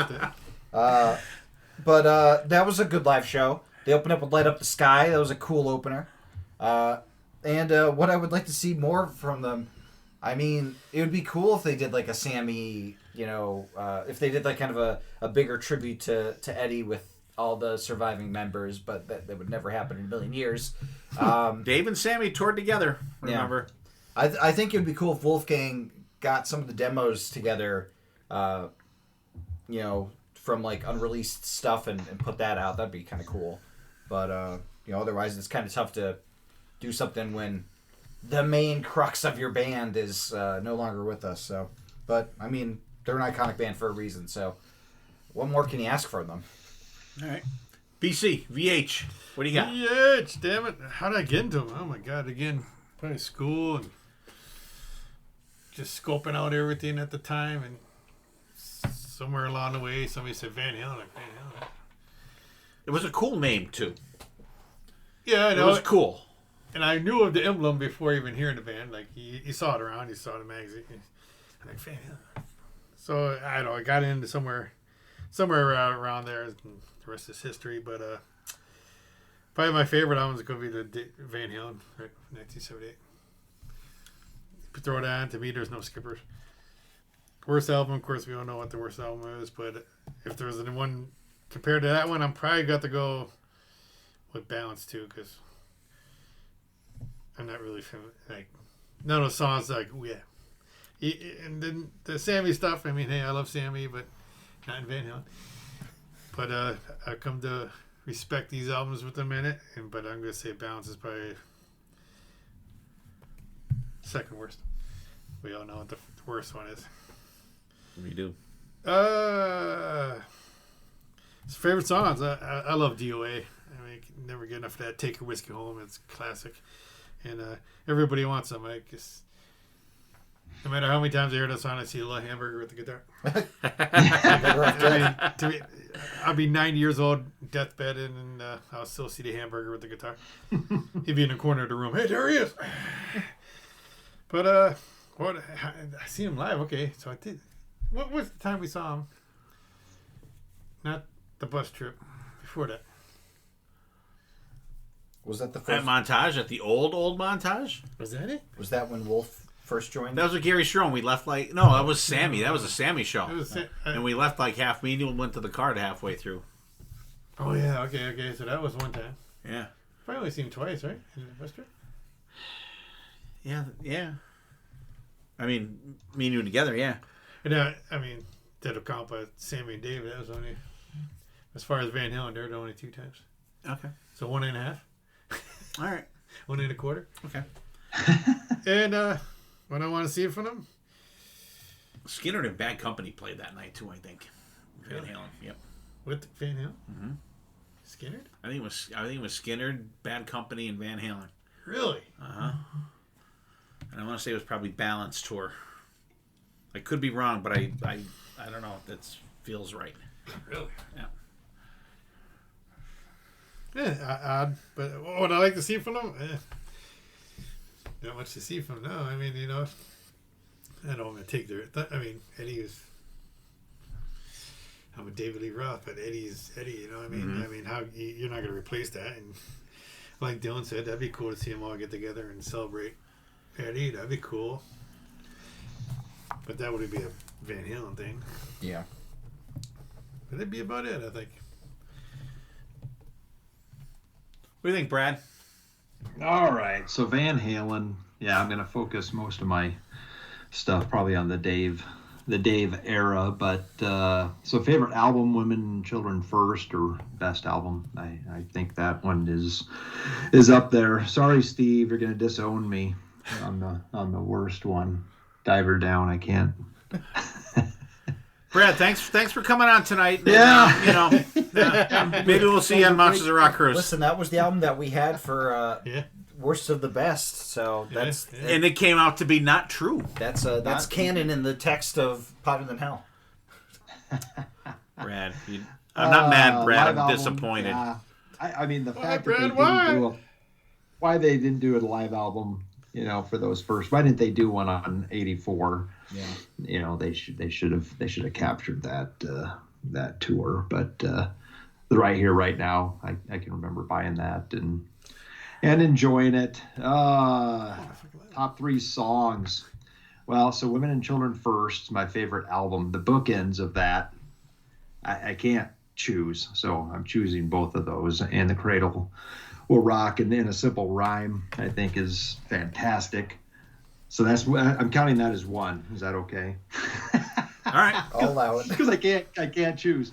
Unchained and Drop Dead Legs off of '84. And if I had to choose a Sammy, Pound Cake, I love that song. Always have loved that song. I almost said Women in Love, Steve, but I thought you'd really cut me off. So We would disconnect you. yeah, right. Seen them live. So I've seen them twice. I saw them on the Fuck tour, and I saw them in 2012. That whatever that was called, Kool and the Gang opened. At least they opened our show. But obviously that was with Wolfie on bass, and I saw that same Sam and Dave tour that you guys were talking about as well. Yeah, I mean the tribute thing. I mean the fact that it's taking this long I don't know what the issue is. I know Michael Anthony's been on Trunk, talking about it a little bit, and obviously it's all in Alex's hands. But yeah, they need to do something. And I mean, whenever the time's right, for Alex, whatever that is, I'd be all over that. It'd be a fun celebration. So there you go. All right, BC, you forgot live album. What live album would you pick from the vast array of them? I'm going to break the rules. All right. Ooh. I mean, back in the day when I'm going to get shot for this, but I love what was that? Live Without a Net. Live Without a Net is fucking awesome. Oh yeah, shoot. I was a kid, and I remember I went to the video store and rented it, played the fuck out of it. Then I got a copy of it and continued to play the fuck out of it. I did too. I mean, that's awesome. That is awesome. That is. I mean, and again, I'm a Dave guy, but I am too. I taped the audio from that onto a cassette from the TV. Yeah, I guess. I mean, they open up with "There's Only One Way to Rock." That's like my favorite, one of my favorite songs of all time. Great song. I mean, so if I had to pick a live album, but Ed plays that little shitty, crappy whatever body club guitar, whatever. I played the shit out of that, and I just thought that was great. Great live. I mean, great live VHS. I can't disagree with you on that one. All right, so for Van Halen, best album for me. Hands down, even though Women in Love blows, Van Halen 2, by fucking far. And worst album, I'm gonna go with OU 812. Even though it has my favorite Sammy song on there, I don't like OU 812. I think the production is terrible on it. I don't like it. There's I think maybe 2 songs on there that if I was making a mixed Van Halen list with Sammy and Dave, I would have maybe 2 songs from OU 812. Probably the least amount of songs from any Van Halen album. Maybe even including Van Halen 3. I'll just throw that out there. Best live album. I'm gonna go with the Tokyo Dome one. I've been waiting for a live album with David Lee Roth fucking forever. Fucking ever. I think it's fantastic. And I've said a million times, no one ever came away from a Van Halen show going, boy, David Lee Roth sang fucking great tonight. He's an entertainer. But I picture him as Dave singing those songs. I picture Dave from fucking 1984, 1981, US Festival, singing those songs on the Tokyo Dome show. So that's in my mind that he's singing, that era Dave is singing those songs. So that's why I would pick that album for sure. I love that you have to do mental gymnastics to enjoy that album. Like you have to. I'm not doing mental gymnastics. It just pops into my fucking head. You don't want to be in there, Dylan. You don't want to be in there. You don't want that. You don't want to be in there. Underrated album, Diver Down. Hands down, Diver Down. People shit on that album. It's fucking awesome. Top 3 songs. I'm gonna say. Pretty Woman. Pretty Woman. Where Have All the Good Times Gone? And no. I'm going to go with, I'm not copying off of Dylan, Take Your Whiskey Home. Absolutely love that song. I think it's fucking fantastic. Light Up the Sky. Love it. And I'll go with a Sammy song for my third, Black and Blue. Even though it's from OU 812, that is my all-time favorite Sammy Van Halen song. I think it's fucking fantastic. I've seen them live. I saw them live in 1984 with Autograph, right before Autograph got booted off for... playing too much fretboard shit, apparently. I saw them with Sammy at that one time montage. Me and BC left halfway through the show. And I saw them in 2012 as well, Brad, with first tour with Wolfgang in Philadelphia. I saw them. That was really good.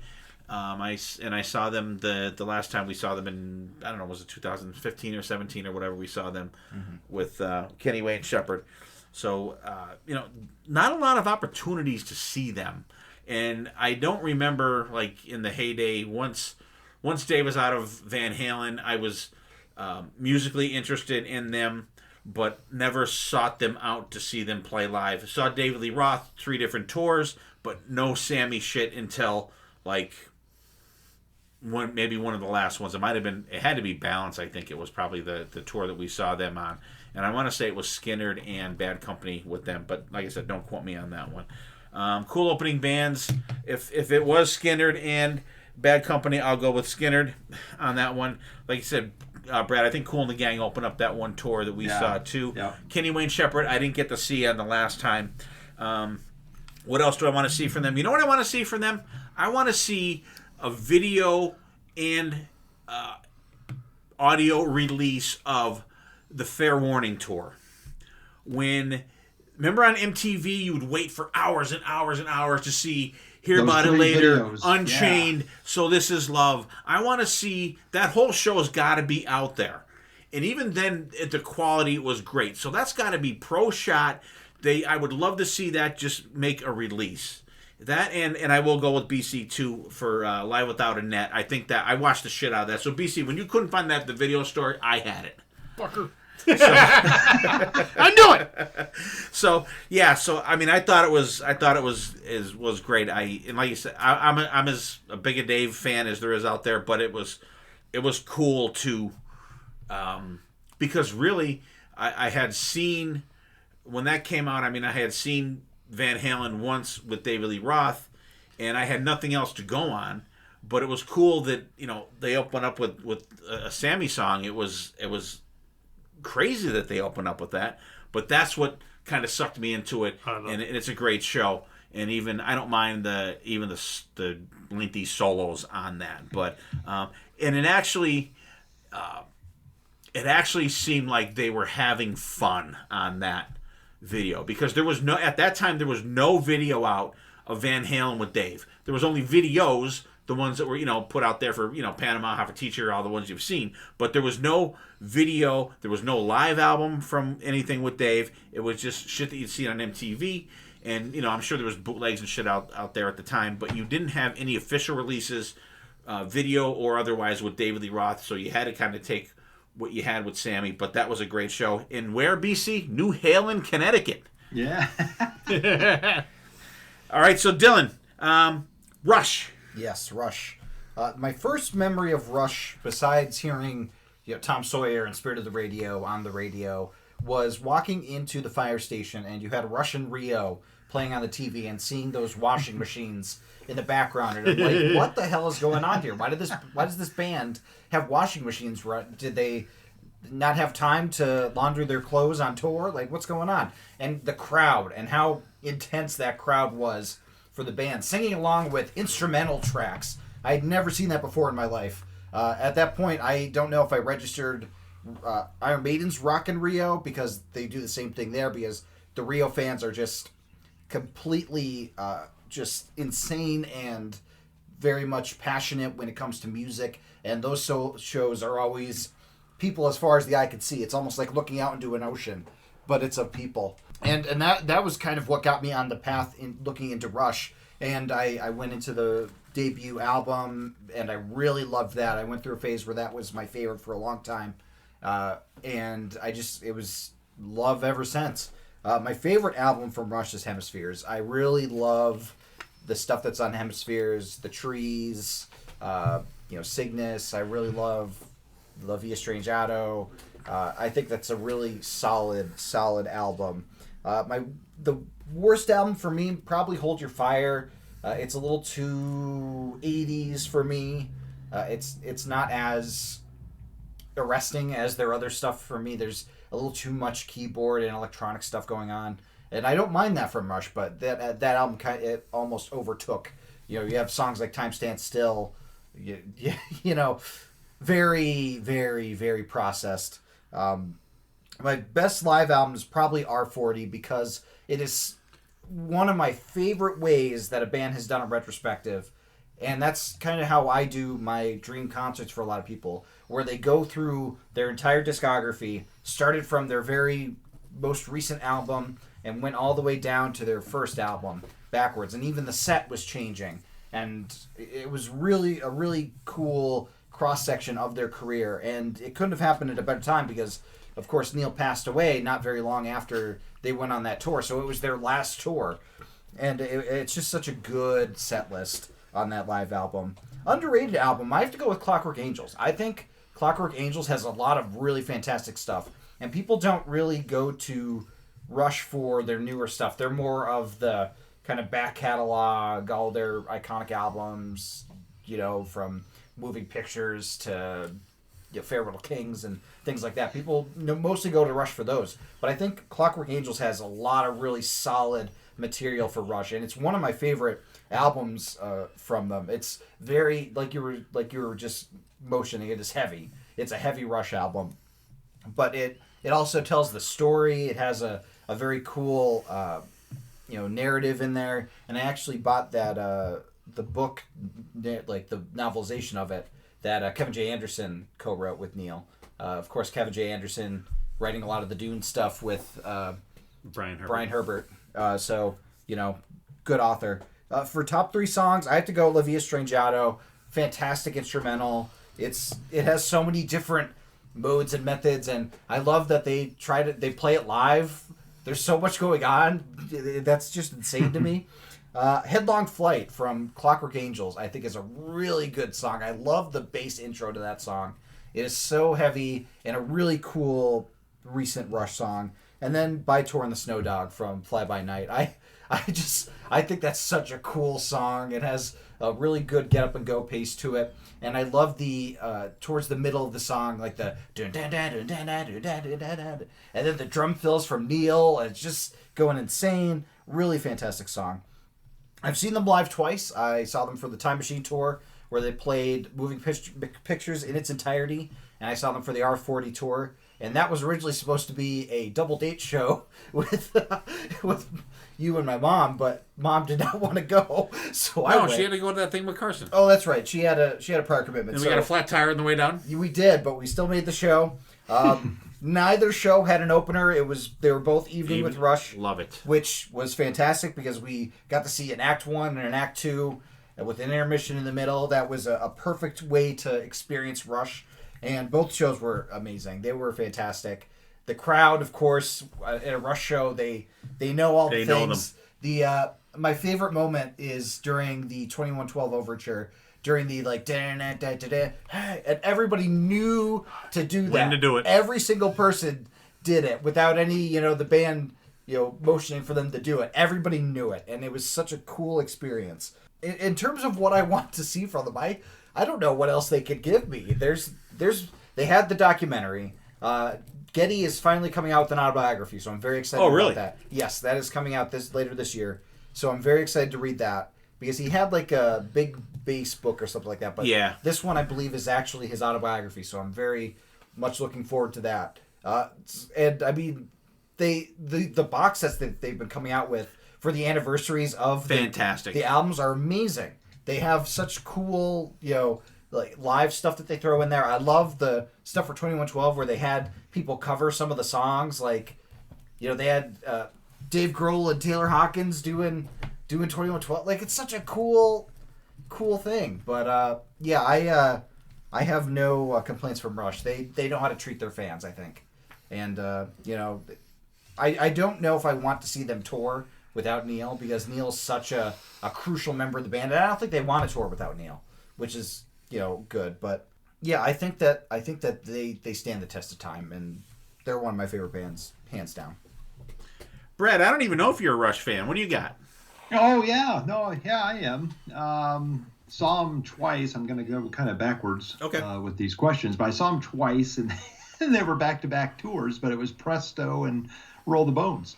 So, and I know your Rush expert, Mark, that you have on for those. I know he's not a fan of Presto, but that is, and again, first time I saw him, so leading up to that show, that album is ingrained in my head, and I love that album.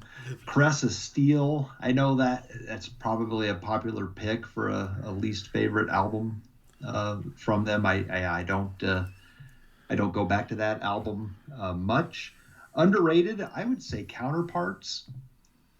I think they got back to, they got kind of back to heavier stuff there, but I think that album is still underrated. There's some great stuff on there. Live album wise, Dylan, you brought up the Rush in Rio as your the washing machine thing, right? As your introduction. I think that is a great great album. I mean, going back to the earlier stuff, All the World's a Stage, I think is better than Exit Stage Left, which is, you know, kind of in their heyday there. So favorite songs. So I would go with Anthem. Always loved that song. I know it's a huge hit, but Limelight, that riff is just so good. And then I had to pick something off of Presto, and I'll go with the Pass off of that album.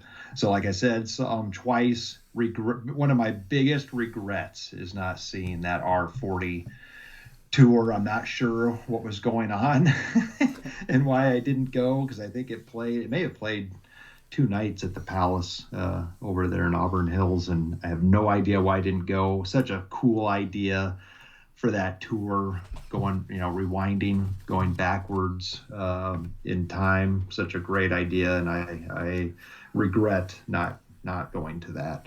So yeah, what to see from them? I'm not sure. Yeah, I'd rather they not get another drummer. I'm not sure who that would even be to go out and do any shows. I think it's better that's left alone. So they don't need to do anything for me. BC. Hey, right, Rush. I mean, my relationship with Rush is I'm a live Rush guy. I don't find myself too many times thrown on a Rush album, but if they're playing somewhere, go see them, because it was always a good time. I mean, 3 or 4 times I think. I saw them once before I knew you. And then we did R30. Was it what was the one that we met them? Yeah, that was R30. Okay, so it was the one after that, Snakes and Arrows. Snakes and Arrows, yeah. So that's 3. Yeah. I'm going to say I saw him at least 3 times. Best album? I'm going to... I really like... I mean... Power Windows. No. That's in my list, but not... the Clockwork Angels. I like that one. I could throw it on. That was great when we did that. I didn't know how heavy that album was. Yeah, I mean, to me, that's like the most grabbing album of their... And again, some of their newer stuff, their older stuff is good, but teeter-totter. Of course, the most underrated album is Power Windows. Absolutely. I had to put that in there. My live album, I'm going to go with R30 just because memories of good times. And top songs, I don't know. I mean, of course, probably like YYZ, Time Source, because I don't care. That's a song you can listen to over and over and over. That does not get the air drum capital of the world. Yeah, the drum fills alone. But no matter how many times, I mean, that does not get burned out. And I probably Fly By Night. I love that song. Do you really? Yeah. You don't like it? Grates on my nerves. That's a good one. The studio version, the key. I hate that keyword. I love the bass. It's like the Casio Go Live keyboard. You know, what would I want to see from Rush? I don't know. I mean, what can you... I know. Like you said, who would you get to replace? The only person I can imagine is probably... What's his name? Portnoy. Portnoy. Everyone throws him out. Yeah. Well, I mean, because he had that Rush tribute band. Yeah, I mean... Yeah. I could see him. I mean, but he might be too crazy. I don't know. He might overdo it, yeah. You know, you're right. Because when he played on that live Twisted Sister album, there was some parts he overdid. Yeah, I mean... It was good, but it was like... Tone it down. Not as in the pocket as AJ was for the Twisted stuff. He has the capacity to little crazy. He Frankie Banelli'd a little bit. That was good, but that night was a little borderline. Mm-hmm. But Carlos made up for it. Oh, Carlos. But yeah, that's my Rush, right? All right. Oh, Crest of Steel.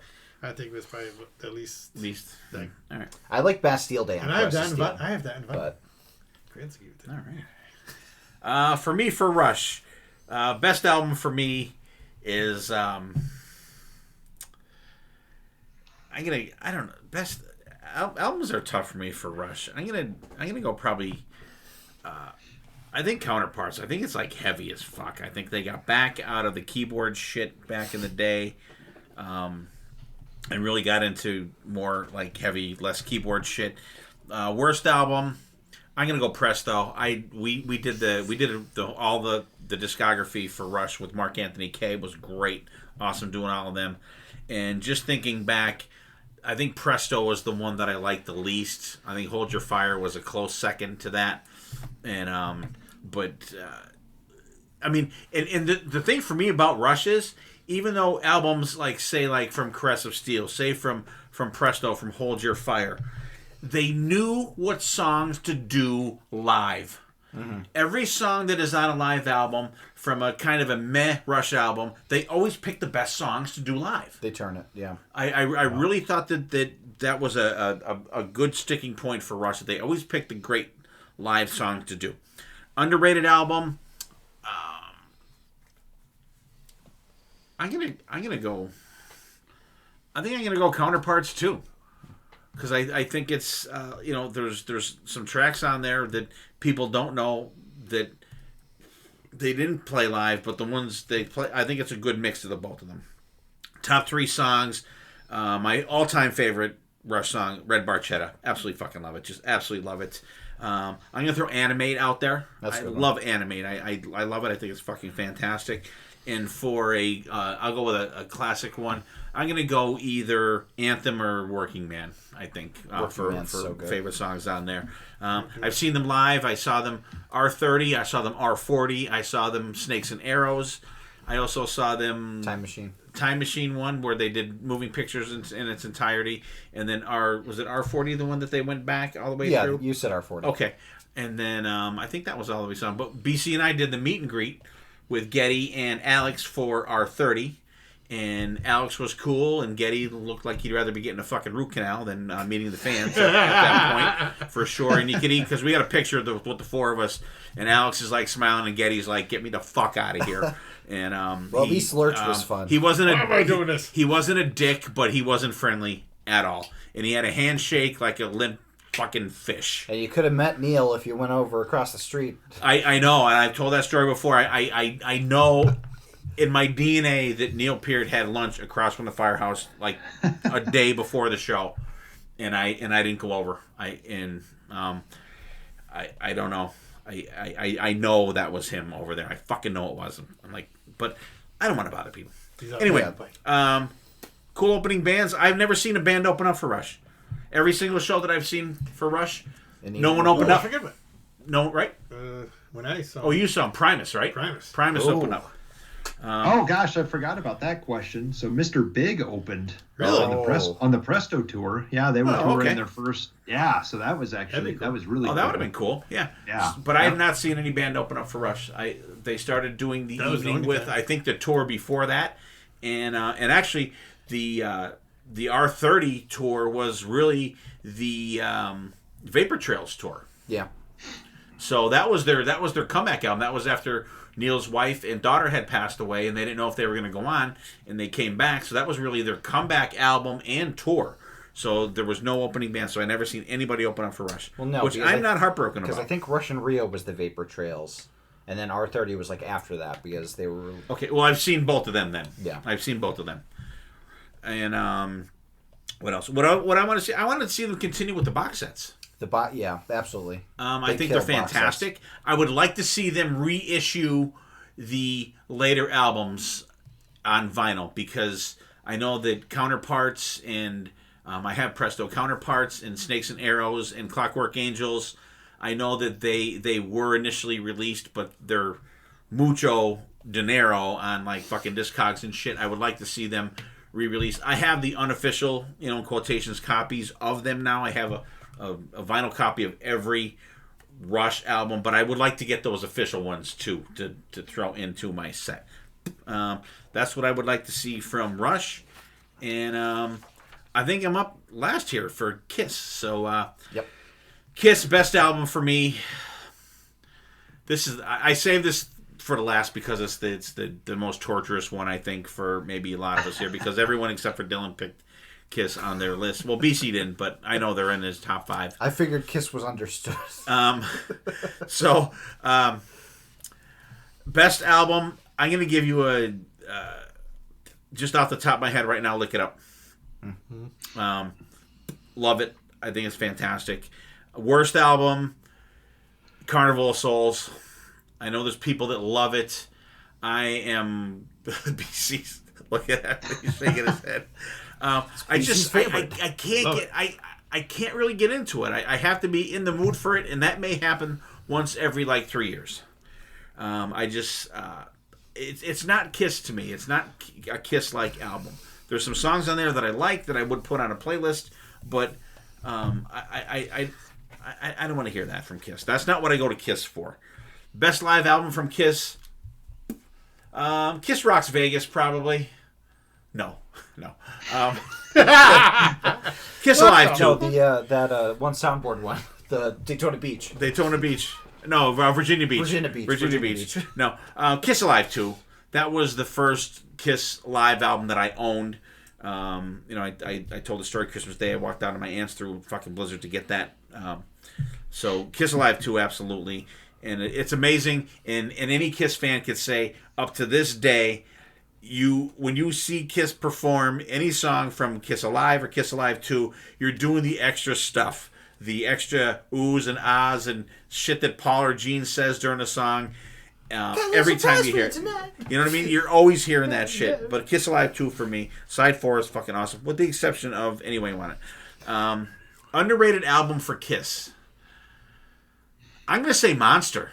I fucking love that album. I think it's fucking I think it blows away Sonic Boom. Blows it away. But I think Monster is fucking awesome. I love it. Top 3 Kiss songs. Number 1, Got Love for Sale. Hands down, Got Love for Sale. The other 3, just off the top of my head, Any Way You Slice It pops into my head from Asylum. That you were going to say Any Way You Want It. I'm like, did you No. Any Way You Slice It pops into my head from there. And I'm gonna say Fits Like a Glove pops into my head too from Lick It Up. Which is crazy. All Gene songs. Have I seen them live? How many times? Shitload of times. Too many to count. If you count the Kiss cruises, 2 times on each cruise. Went on 5 cruises, so there's 10 times just for Kiss cruise alone. Saw them in the first time I saw them was Hot in the Shade tour, but I've seen them twice for that tour. I've seen them for Revenge, reunion tour, and all the way up. So probably ballpark 20 times altogether. Cool opening bands for Kiss. I thought the Crew Kiss thing was cool. I thought that was pretty cool. But first time I saw Kiss, Slaughter and Little Caesar. I loved Little Caesar. I thought they were fucking fantastic. I'm gonna go with them for that one. And what else do I want to see from them? I want to see them retire. Honestly, I do, guys. It's time. It's time to fucking stop. It is. It's time. But I would like to see them continue with the what do they call it? The Off the Soundboard. I'd like to see them continue with them. And I think they have been doing a good job with the box sets, with the exception of it's only CDs on there. And there are no videos, like no DVDs in there. I would like to see some visual stuff as well in these box sets. And I would like to see a vinyl version of the box sets as well. Dylan, Kiss. Kiss, yeah. I couldn't tell you when I first got into Kiss because it's always been around. Can't escape it. You were household in utero when you first listened to Kiss, and I was really kind of coming of age right as Kiss was reuniting and getting back with the makeup. So there was no helping me whatsoever. Best album for me is Love Gun. I love that album very much. I don't think there's a skipper on it. I like it, and then She Kissed Me. No. I do too, Dylan. I do too. I think it's a great cover. I do. It's a fun way to end the album. Worst album. I mean, it's easy to throw a punch at the Elder, but I just think that there's a lot on there that could have been done a lot better. There are some good songs on there. There are a lot of songs that I like on it, but it felt like a half-baked execution that could have spent a little more time in the oven, and it could have been something good, but unfortunately, it just seemed like everything that could have gone wrong went wrong with that album. Underrated album. This will probably get me lambasted by the Kiss Nation, the Kiss Army, but I'm going to go Unmasked. I love Unmasked. I go to it quite a bit. She's So European, Two Sides of the Coin, Torpedo Girl, Is That You? I think that there are a lot of really great songs on there that are catchy. It's not the typical Kiss album, but I don't know. It's a cool, different way that they go about doing the songs that I think, for me, really, really kick ass. Best live album, yeah, I go with the Live 2 as well. It just has all the stuff from Love Gun on there, and you can't beat that. Top 3 songs, I have to go with I Stole Your Love. I think that's such an amazing album opener. It just kicks all the ass. Take Me Down Below from Monster. It's a song that I know a lot of people don't either know or like or care about, but I don't know. I just love the chorus. I love the vocal trade-off. I'm always a sucker when Kiss does that. And, of course, my third song is Let Me Know, which also has the vocal trade-off from the first Kiss album. It's just a great song that I think kicks ass. I saw them live 3 or 4 times, I would say. I kind of lost track about which ones. The best opener, obviously, was The Painter. Oh, yeah. No, probably Crew, because that was a cool concept. Did we see them with Def Leppard? Mm-hmm. Def Leppard was a good opener as well. And for what I would like more from Kiss, I think it would be really cool. And I know that this is again probably just going to be shouting into an echo chamber about this. But I would love for them to get back into comics, and I would love for them to do almost like a Saturday morning superhero cartoon show. I think that would be really cool. Something like Super Friends, a little tongue-in-cheek, them going off on zany adventures. Something like Kiss Meets Scooby-Doo. That was much great. better than it had it. any right to be. I liked that. I thought it was fun. It was fun. Finally, Kiss being fun again. They need to do more stuff like that because... And that's a situation where they can control their image and they can still continue with their image without having to worry about the aging thing and the going live. I think it would be really cool for Kiss to do something like that. I think that they're such larger than life characters.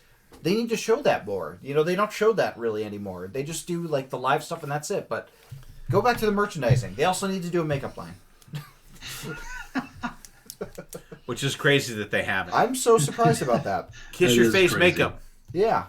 How about you, BC? All right, I'm going to break the rules again. It's Kiss, why not? It's Kiss. How did I get this? Just like everybody else, I think. I mean, I was a kid, young, and my mom was going to nursing school and went to one of her friend's house. And I got stuck there, and the kids were older than me. Of course, they're all listening to Kiss, and that's how I got onto the boat. It's all downhill since then. Best favorite album? Makeup Years, Rock and Roll Over. I loved it. It's always been my... Just give us one. I got questions on them around that way later. Okay. I'm gonna stick with the Rock and Roll Over then. Shittiest album is definitely The Elder. I'm sorry. Every other Kiss album was great compared to that. I kind of forgot about The Elder. I'll put that at the tie. Carnival of Souls. Although Elder has the worst Kiss song ever on it, though. Oh, good, yes. Just a Boy? No. Odyssey. That's stellar compared to Odyssey. Oh, okay. I was just a boy. It's like the guys on Asylum last week. They were like, it's bad, but it's not Odyssey bad. His live album, I'm gonna go Kiss Live too, just because Side 4 is the greatest. Side 4 is great. Almost. Gatefold is almost great. Perfect. Yeah. I mean, just the memories is. I mean, there's other live albums good too, but underrated album is definitely Carnival of Souls. I mean, it gets a lot of bad rap, but it's different for Kiss. And, I didn't even do underrated. huh? Did I do underrated? Yeah. Oh, I did. You said Monster. That's true. So that's awesome. He said like the greatest one is Carnival of Souls. Yeah. I don't know if it's the greatest one, but it's definitely underrated. I still bought it on vinyl, so don't worry about it. I got vinyl and CD. See? It was the Final Sessions. Final Sessions. I even played it once. Final Sessions is the best lineup.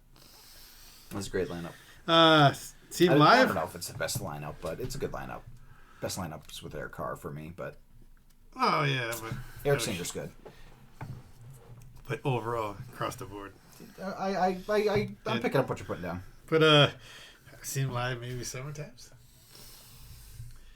Animalized, Hot and Shade, Revenge. Hot and Shade, Revenge. We saw Reunion. We saw the Farewell. One of the farewells.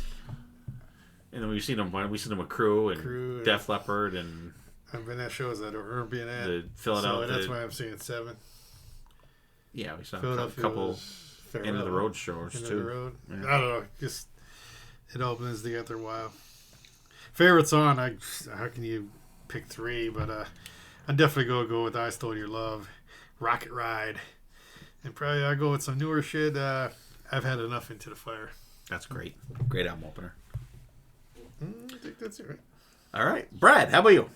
Yeah, so Kiss is obviously my my band, and so some of the history with them ties into some of my picks. But yeah, my babysitter across the street, I'm going to say 1978, sold me her Kiss Destroyer 8-track for $5. 8-track, baby.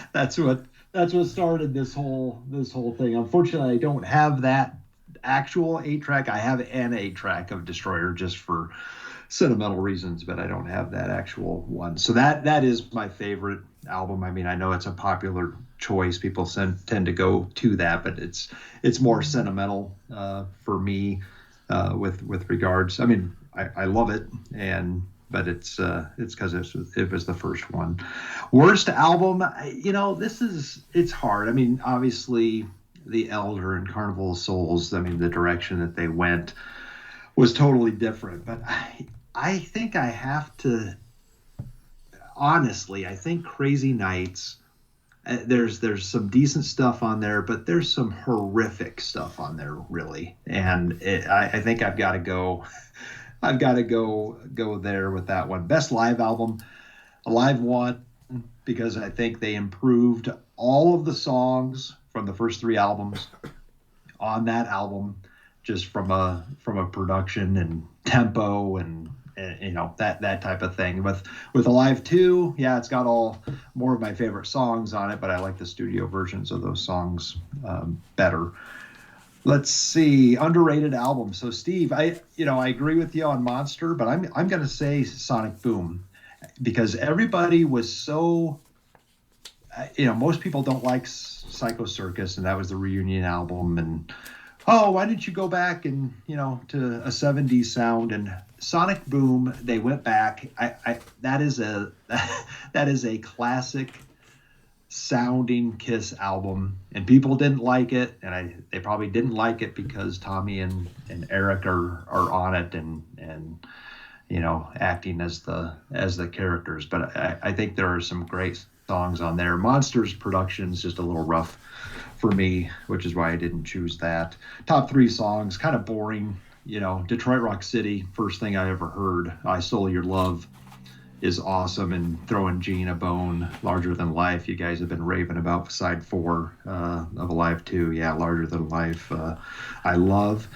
I have seen them, so I saw them also, Steve, Hot in the Shade, I think the first time. I've seen them 32 times. Oh, really? which is hard to believe when Hot in the Shade was my first tour, right? So obviously I saw them multiple times on multiple tours. Opener wise, yeah. So we got Slaughter, Faster Pussycat on the first leg. I saw them again on that with Vixen and Winger. I thought Slaughter was so good. I mean, that was their first. Yeah. Those were their first shows.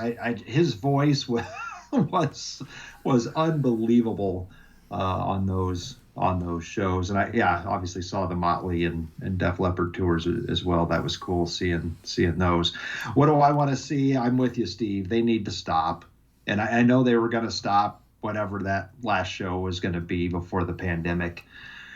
hit, and over a year ago. It's drawn out way too long. But yeah, keep doing the box set stuff. But yeah, throw some video in there. My God, it's the most visual band ever, and they don't have any video. So throw some more video with some of the box sets. That's what I'd like to see them do. All right, so that wraps up actually the first part of the show. Oh God! So Brad's gonna throw a song out there to Brad. Due to the content of the show, if you want to rethink your gym song, feel free to. And Brad's gonna throw one out there. We're gonna play it. We're gonna come right back. You know what? Yeah, so I will, because I was gonna do something different with the gem of the week. So on my most recent episode, Kevin Williams and I went over the Cult's Beyond Good and Evil 2001 album, which was kind of a reunion album for them, and I think is underrated. It's very good. But yeah, just an unbelievable album, and yeah, unfortunately, it just got forgotten. And there's lots of good songs on there, but I think what I'll go with is Breathe from Beyond Good and Evil.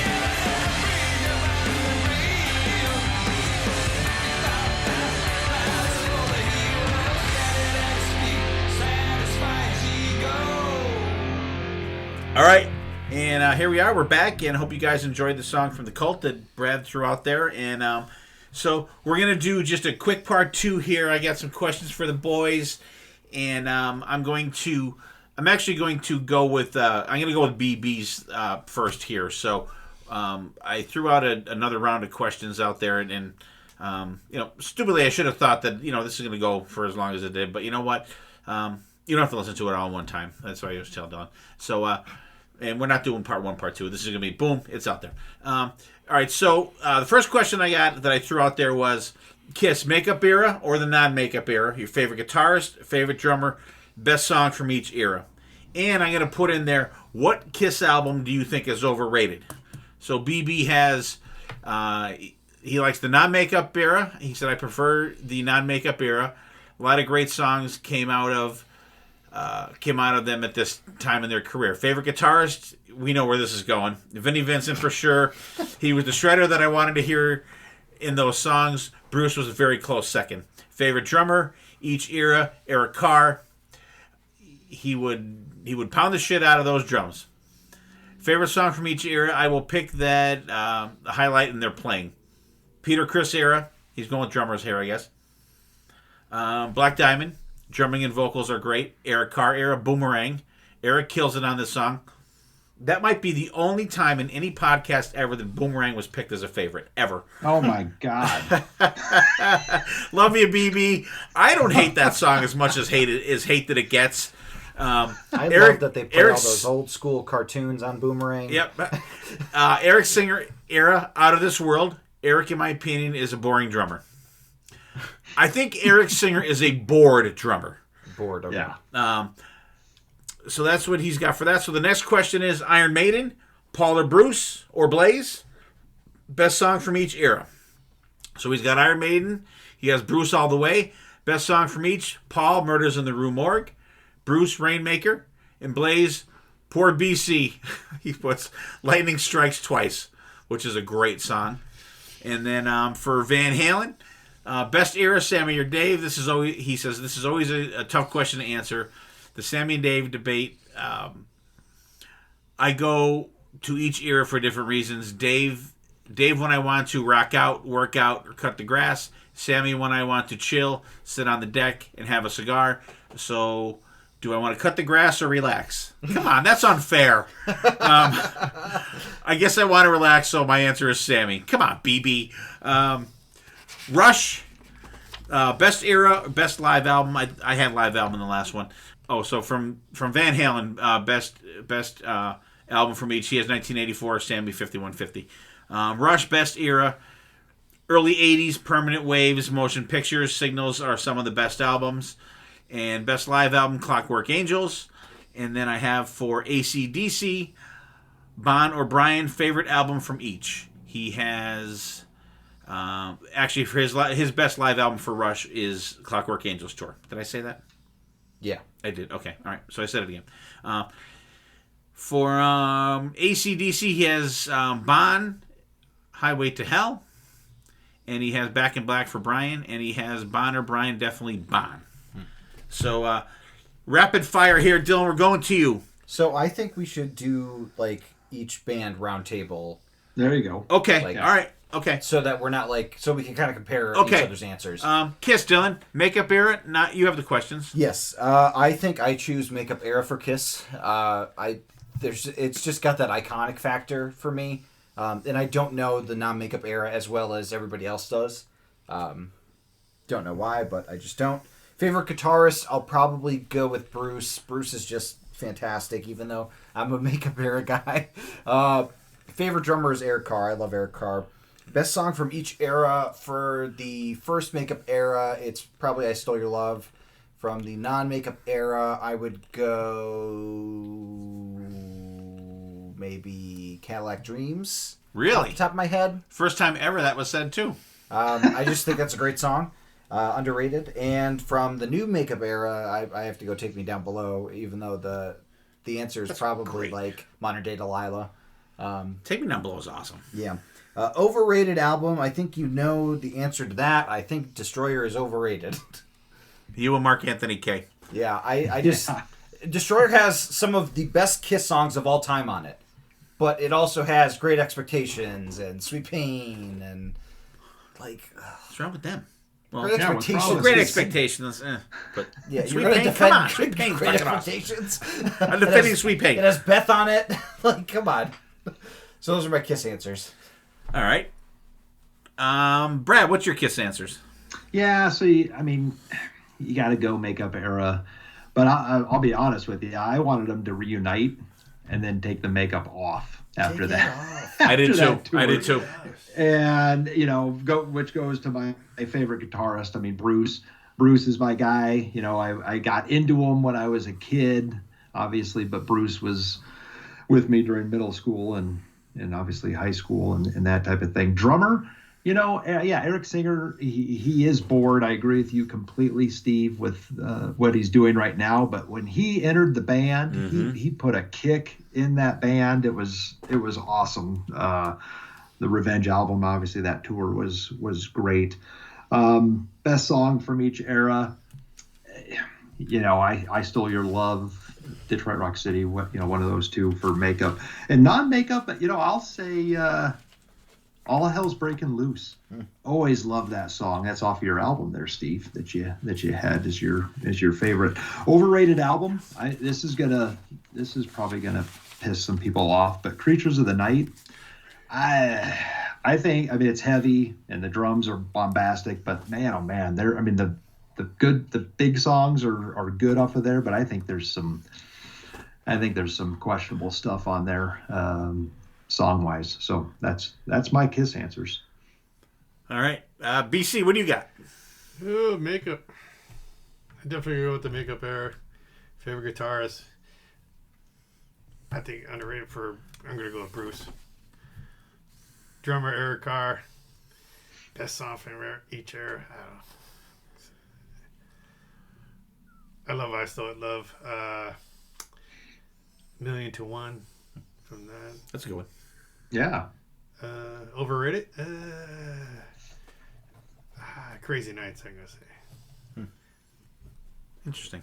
Iron Maiden? Are we going there? No, just Kiss ones. Just Kiss. Okay. For me, Kiss, makeup or not makeup, I'm going to go Makeup Era just because that's what I got into them on. Yeah. But not by a lot because I love the 80s stuff. That's when I first started going out with friends and partying, and the 80s shit is more of my teenage partying soundtrack than the 70s Kiss was. But I will go with the Makeup Era because that's what got me into that, and I wouldn't have been rocking out to the other shit if I didn't check out the first shit. Partying with cake. Cake and milk.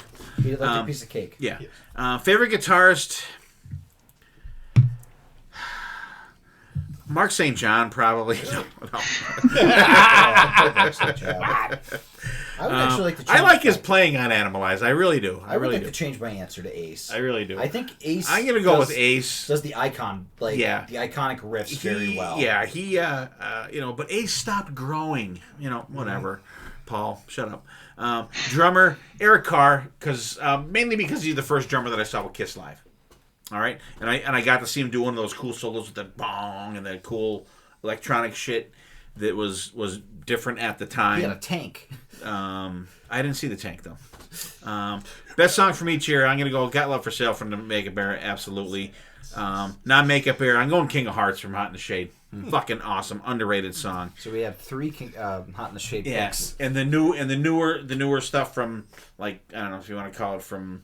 Whatever on. I'm going to go I Pledge Allegiance to the State of Rock and Roll. I fucking love that song. It's great. Not you and Tom. Not I'm 18, I mean Dreamin'. No, absolutely love that song. It's fucking fantastic. They could have knocked the title down a little bit so it was easier, you know what I mean? But so that's the Kiss one. So for Iron Maiden, so the questions are Paul, Bruce, or Blaze? What was your overrated album? Oh, I'm sorry. My overrated album is Revenge. Oh, wow. Whoa. Wow. I love it. I think it's great. And Brad, I agree with you. Creatures is a close second. Yeah. But I'm gonna go with Revenge. I like it. I borderline love it, but it's because of Car Jam 81, isn't it? That doesn't help.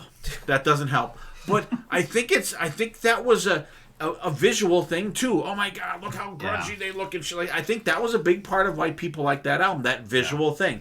And it was cool. The tour was great. I fucking loved it. I saw it. But I album wise, it's good. I like it, but it's not a go-to album for me. It's not a go-to album for me. Interesting. So, mating questions. We're going to start with Brad. You got them. All right. Yeah. So Paul, Bruce, or Blaze? Gotta go Bruce. I've learned to appreciate, because I didn't like Di'Anno's voice when I was younger, but I've learned to appreciate that. Best song from each. So yeah, I talked about Murders in the Rue Morgue earlier on Paul. Bruce wise, I have a thing for The Prisoner. I just love that song. They played it on the Seventh Son tour, which is again probably why that's ingrained. And do we have to give a favorite from Blaze? Unless you don't have one. It could be just a song that you like from the era.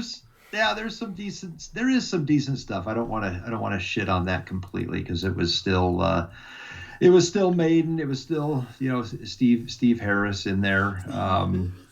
Future Real is I've always dug that song. Best era, yeah. I mean, it's got to be the main Bruce era. I mean, Number through Power Slave, they were untouchable. BC. All right. Oh, yeah. Come on, Bruce. There's no question. Should only be one theme after that question. But I give respect to her too. Best song from each era. God, Running Free would be off of Paul. 22 Acacia Avenue, Baby Bruce. There's so many.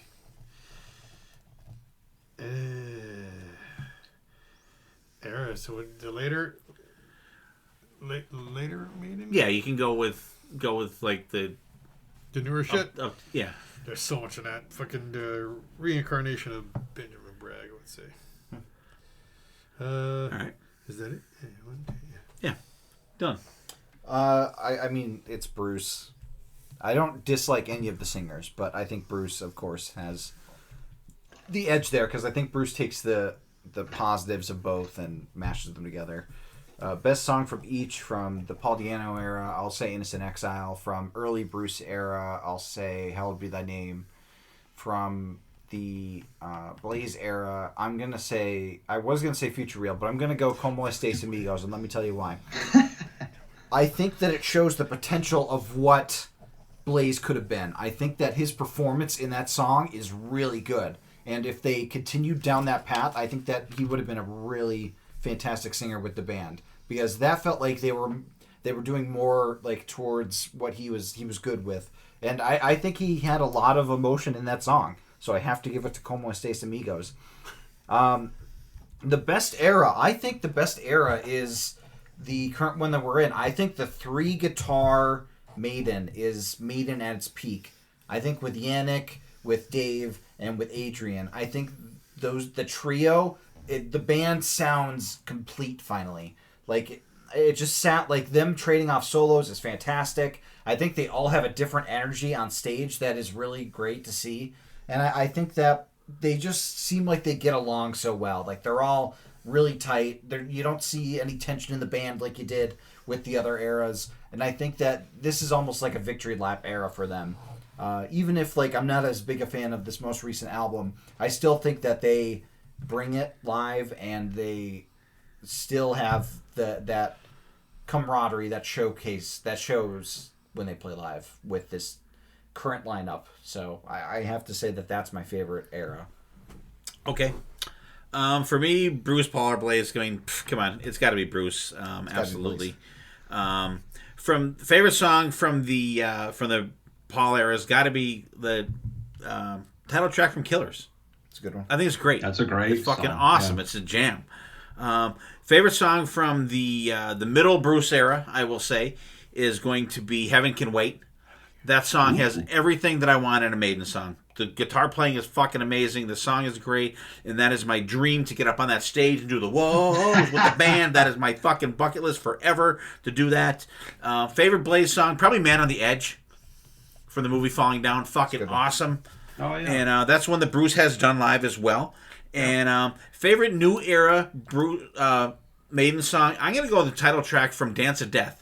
That is another track, that's a great one. Modern Maiden track that has everything that I want in a Maiden track. It has the slow beginning, it's got the build, it's got the fucking solos in it, and then it goes right back down at the end. I think it's absolutely fantastic. I didn't say mine for the new Bruce. I'm going to go Brighter Than a Thousand Suns. Okay, that's fucking fantastic too.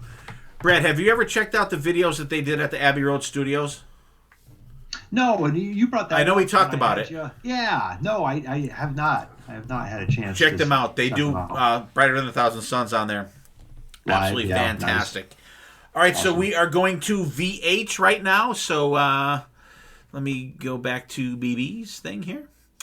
What did you say your favorite era was? My favorite era. Actually, I didn't. My favorite era. I'm going with Dylan now. Yeah. I think the band is the 3-guitar attack is what Maiden always needed. Bruce doesn't need to play fake guitar during Revelations anymore. I think it's fucking fantastic. I really do. I love the new era. I think the band is where it needs to be. Even though I disagree with Dylan about the latest album, I think the newest album, Senjutsu, with the exception of the title track, I think is the close second runner to Brave New World. All right, so to Van Halen, I'll give you BBs. No, I gave you BBs, right? Yeah, I did. Okay, so for the VH, so it's going to be Sammy or Dave, and I think that's pretty much it there. I think from that, and like the best album for. So yeah, because on our sheets I have I had Dio down for BB, but I went with Van Halen. So Brad, VH. Yeah, so two different bands, this debate, can go on, and I don't think you can really compare them. They're two different bands. I like both of them. Women and Children First, as I mentioned, was my favorite. Dave era, yes. Sammy era, 5150s, awesome album. You know what I didn't mention was my underrated, I think, VH album before. You guys were talking about Balance. Give that thing another listen. I was on Growing Up Rock, did that album when they did that during that year last year, and it's there's some heavy shit on there. It's a little bit darker, and check it out. I have to give it another listen. I haven't listened to that in a long time. VHBC. Definitely Sammy. No. Nice knowing you. David Lee Roth, come on. Like I think Brad said, that's two different bands. You can't bash one or the other because it's just two different styles. It's two different feels. What are you doing now? Best albums? Best album for each era. Best album for each era. For Sammy, I'm going to go 5150 because going back to it, overall good album. After that, they have Hot and Cold, I think, with me at least. There's good songs and there's just... Done. Gary Sharon. Absolutely. Oh, yeah, forgot about Gary. God love. I think studio, it's Dave. Live, it's Sammy. For me. I think the Dave songs are more iconic in my mind, and it's the vibe that I go to Van Halen for more. But Sammy brings it live, and I do like the song selection in Sammy live stuff.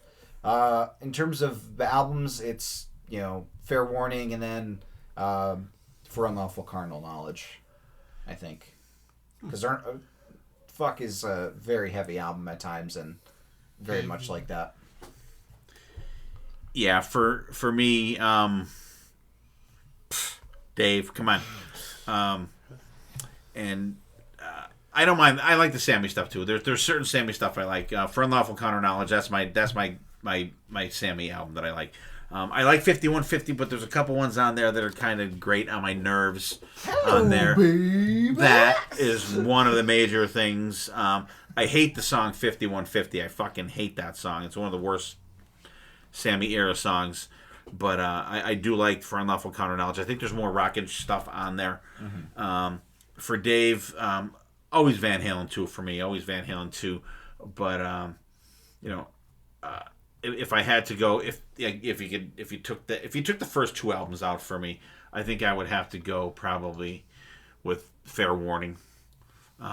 Really, with the exception of Sunday Afternoon in the Park, that's not a skipper, but it's a borderline skipper. But it is cool how One Foot Out the Door kind of fades in. But like other than that, there's nothing even close to a skipper on Fair Warning. No, I mean it's darker, and that would if I could go like I said before, that would be the one that I would want to see them release live because remember that stage with all the speakers and Alex with the black and white striped drums and the fire on the fucking gong, fucking awesome. All right, so let's go to Rush, Dylan.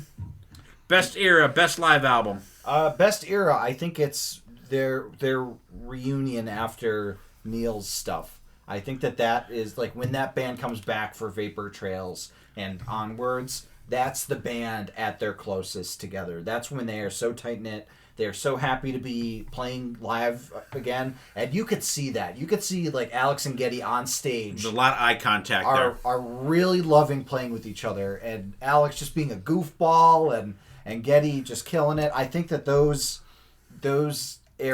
era of the band is them at their, it's the triumphant return. And I think that I'm so glad that we have so many live stuff from that era, from those like albums, because they just kill it. They do.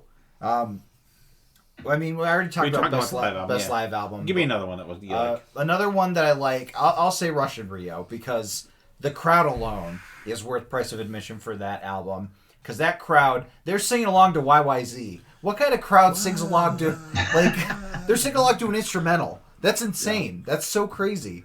But it's a great selection of songs. I love the Dragon. During what was it? One Little Victory. Yeah, One Little Victory. Yes, very cool. And like that intro into that song is so good too. That is cool. But you get the flames and everything. Yeah. Yeah. So that'll probably be my runner-up live album. All right, Brad. Yeah, I think I go with exactly what Dylan is saying, is kind of that latter era, which it just reinforces my regret of not seeing them live during that time. And live album, the Rush in Rio, I think is the one. Is as good as that first one, All the World's a Stage, I think Rush in Rio just really captured it. So those are my picks. B, C. I'm going to go with the time we met him, that era there. R30. I mean, that was a great show. I mean, like I said, maybe it's because we met him a little bit. Just that time, too. I mean, it's just a fun time. I'm probably going to go Rush in Rio, too, because I already picked R30 for the episode, so. All right. Rotobones. You gotta go with the Rotobones. Yeah, for me, I'm gonna say definitely the latter era, because they were established. They could play whatever the fuck they wanted to play, do whatever they wanted to do a night with Rush, and the fans will were loving it. But I'm just gonna throw out there the era of like Permanent Waves, Moving Pictures, and Signals. I think that's when they hit the mainstream at that point. And they started to get to do what they could do at that point. And I think that, without that, you don't get what you got later. Obviously. And but I think that's an era that needs to be talked about, too. Because they put out the box set for Moving Pictures. The live album that is with that box set blows away. Fucking blows away Exit Stage Left. That album sounds so fantastic. It's crazy. And I will say the most disappointing thing for me for Rush ever was I was able to pick up the Rock in Rio on vinyl. It sounds like shit. It sounds fucking terrible. I got it, and I thought there was like something on my needle. I picked it up. I cleaned it. It sounds fucking terrible. But I'm gonna throw out for a live album, Different Stages Live. It came out. Oh yeah. It came out in '98. It had everything from like Dreamline. They did pretty much most of 2112. You get Analog Kid, Free Will, Natural Sciences on there. But then also there's a bonus disc on there from a show in, I want to say, 75 from the Hammersmith in England that is absolutely fantastic. Opens up with Bastille Day. You get Xanadu, Farewell to Kings, Cygnus X1. You get Working Man, Fly By Night, In the Mood. And they even play Cinderella Man on that. It's fucking crazy. So I'm going to throw that one out there. And for what I would like to see Rush do as well is release that on vinyl as well. So we will move on to the last one of the night. So we will let Brad go with AC/DC. AC/DC. All right. So yeah, I got to go.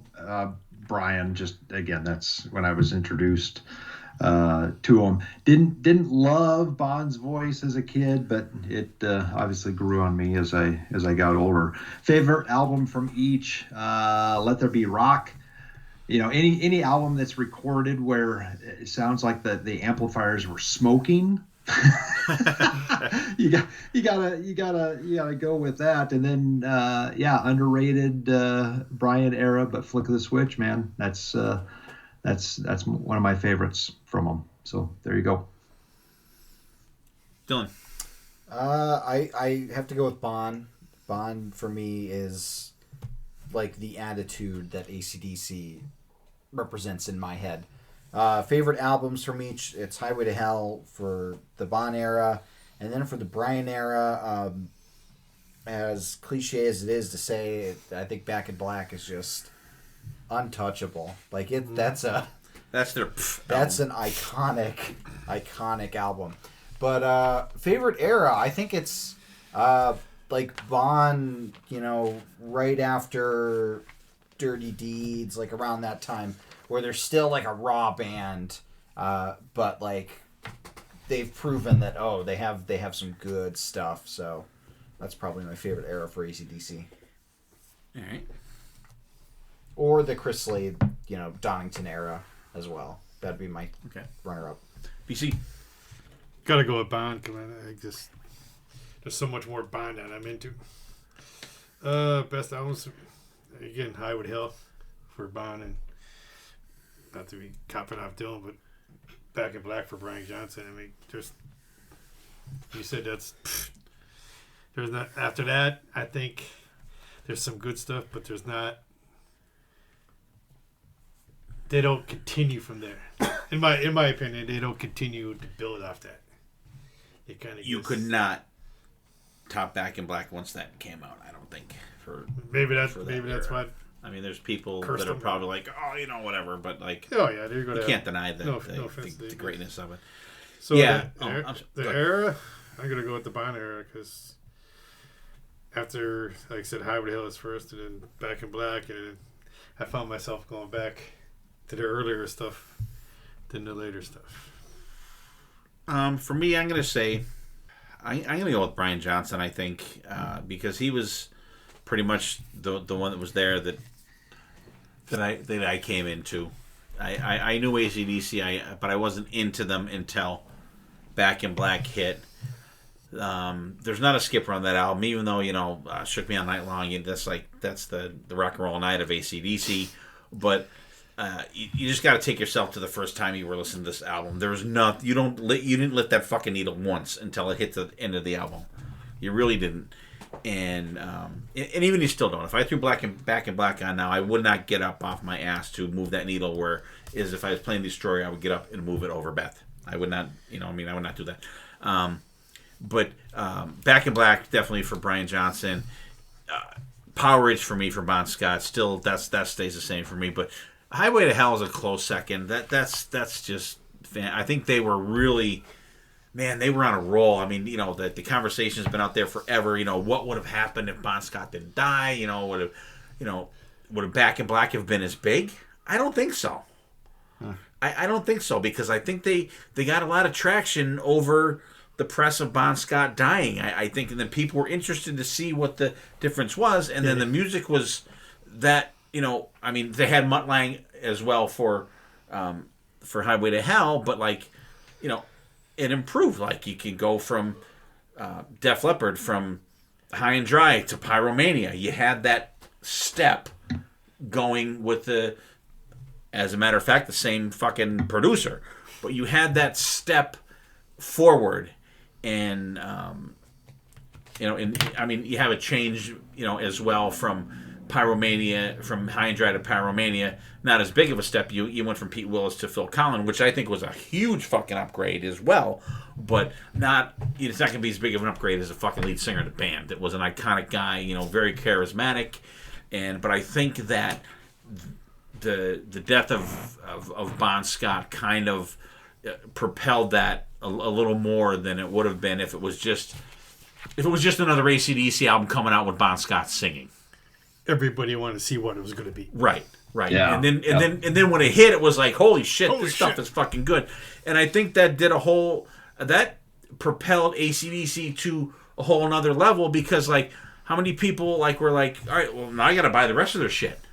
You're hearing Back in Black on the radio, you're hearing Shook Me All Night Long on the radio. These guys must be good, so I'm going to go back. You're like, well, who's this other guy singing? And that was me. Yeah. That was me. But I think that propelled it, and I don't think that I think they hit their absolute pinnacle.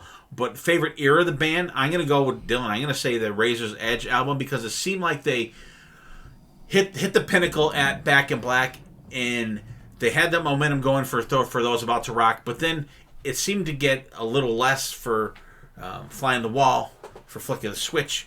But then it seemed, I don't know what it was, when Razor's Edge came out. It was probably Thunderstruck, the song, that propelled that album in that era back up to them headlining Donington, up to them, having major tours again. And I love the Chris Slade drumming on that. I think that's my go-to. I have it's right here somewhere, or it might be in the other room. I have that Donington DVD, and I fucking watch it probably 2 or 3 times a year, where I don't really go to a lot of other AC/DC visual stuff other than that live. So guys, this was a long one. I had no idea it was, in the back of my mind, I thought maybe this was going to be a long one, but I don't care. I love just having the conversation. No one had to do any friggin' homework or anything like that. We just kind of sat here, shut the shit about our favorite bands. So we still each have 2 other bands in our list to do. So I just wanted to have a cool night of a conversation, shoot the shit, and talk about our favorite bands, talk about a podcast is just an excuse to talk about the cool shit that you like to talk about music-wise. And I had a good time. We'll go around the table here. And I just wanted to mention that last week we did an alternative rock episode, and it was Dylan's thing, and we had a listener that wanted to do some alternative rock stuff. So we did Paramore album, we did a White Stripes live album, we did a Green Day album, and we did a Radiohead album. So hope you guys enjoyed that episode. I'll tell you what, if you have not listened to it, listen to it, because it was a fun one. Mostly out of mine, Dylan's and mine, BC's and BB's wheelhouse, but it was very interesting. Brad, I know you haven't heard it yet because it'll be released tomorrow. So, after you listen to it, text me and let me know what you think about it. Yeah, no, very intriguing, because that Dylan was driving that. That should be good. It was cool. It was kind of a listener request that we do something like that. So nice. We'll go around the horn here. We'll wrap it up, and Brad, go ahead, give Slamfest a good slam there, and we'll go around. We'll get the hell out of here. Steve, this was a long one, but I've said this before. I love talking about music, and I love listening to people talk about music. So no worries. I had a little cooler up here, and I enjoyed some beverages and loved the talk. So yeah, Slamfest. We come out usually every Thursday, talking about live shows that I've seen in the past and live shows that I'm seeing currently, and having lots of guests on from time to time. So yeah, check us out. We can be found where all podcasts are distributed. PC. All right. Hey, Brad, thanks for coming on. As always, a pleasure and fun. Yeah, this was coming in here tonight, not knowing what the hell. He thought he was going to have another game show. I was like, oh no! At least it was a draft. I mean, so. No, but hey, fun, like you said, fun just to throw the shit about stuff we grew up with and times and events we went to. So, fun. Done. Yeah, first want to thank Brad for coming on. Always great to have somebody as well traveled for concerts as you. And I think it was a really cool idea. And you could listen to a lot of the songs that we talked about on our Spotify playlist of the week. That'll be in the show notes. And I am very excited to talk about the other bands. The cool thing is that I still have 2 bands to go, while some other people might not have as many because of crossover. Yeah. So very excited to talk about Anthrax and Foo Fighters eventually. But the Foo Fighters will be a short conversation. It'll be only you speaking. Well, maybe... For the most. Well, BB will be in there. Because BB did all those episodes. So we'll do your other band first, and then we'll do the other one. Yeah, we'll do Anthrax. Yeah. Anthrax. Foo Fighters. Yeah, Brad, thanks for coming on. We always love having Brad. He's a great addition to the Hotter Than Hell family here. Always fun having Brad on there. Check out Slamfest Podcast. It's my Thursday listen. Even though I apologize, Brad, I did not get to listen to the Cult one today yet because I had an actual day off where I didn't. Of course, I had to catch up on all the shit that I haven't gotten done, over the last couple of weeks where I haven't had a day off. But no worries, it's a good one. Kevin was on vacation when we recorded it, so he was many beers in. Oh, so, awesome! Even better. Good stuff. But yeah, again, thank you guys for having me on. This was a blast. Yeah, always great having Brad on here. Like I said, great addition to the Hotter Than Hell gang here.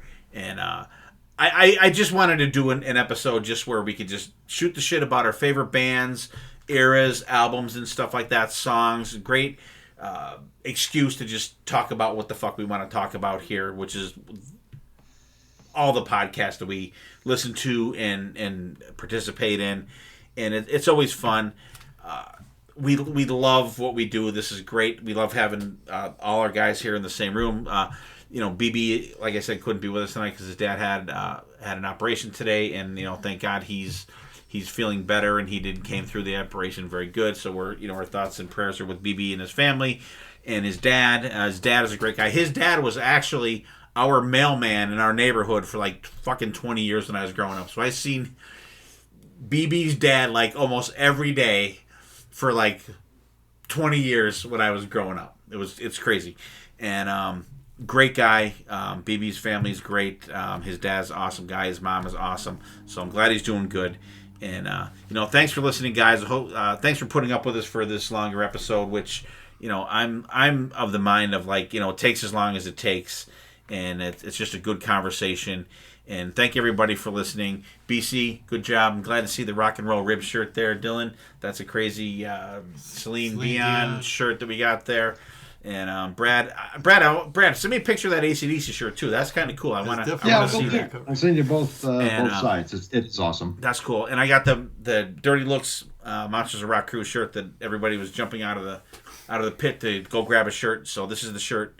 And so thanks for listening, everybody. This was a long one, but it was fun. Always good talking about the shit that we love. And come join us next time. Hope you guys enjoyed last week's episode that we just talked about a little bit. And Dylan, thank you for all the work you do. BC, great job. BB, we will be with us next time. And Brad, once again, thank you for coming on with us. And everybody out there, take care of yourselves, take care of each other, and we will see you next time. And there definitely will be a next time.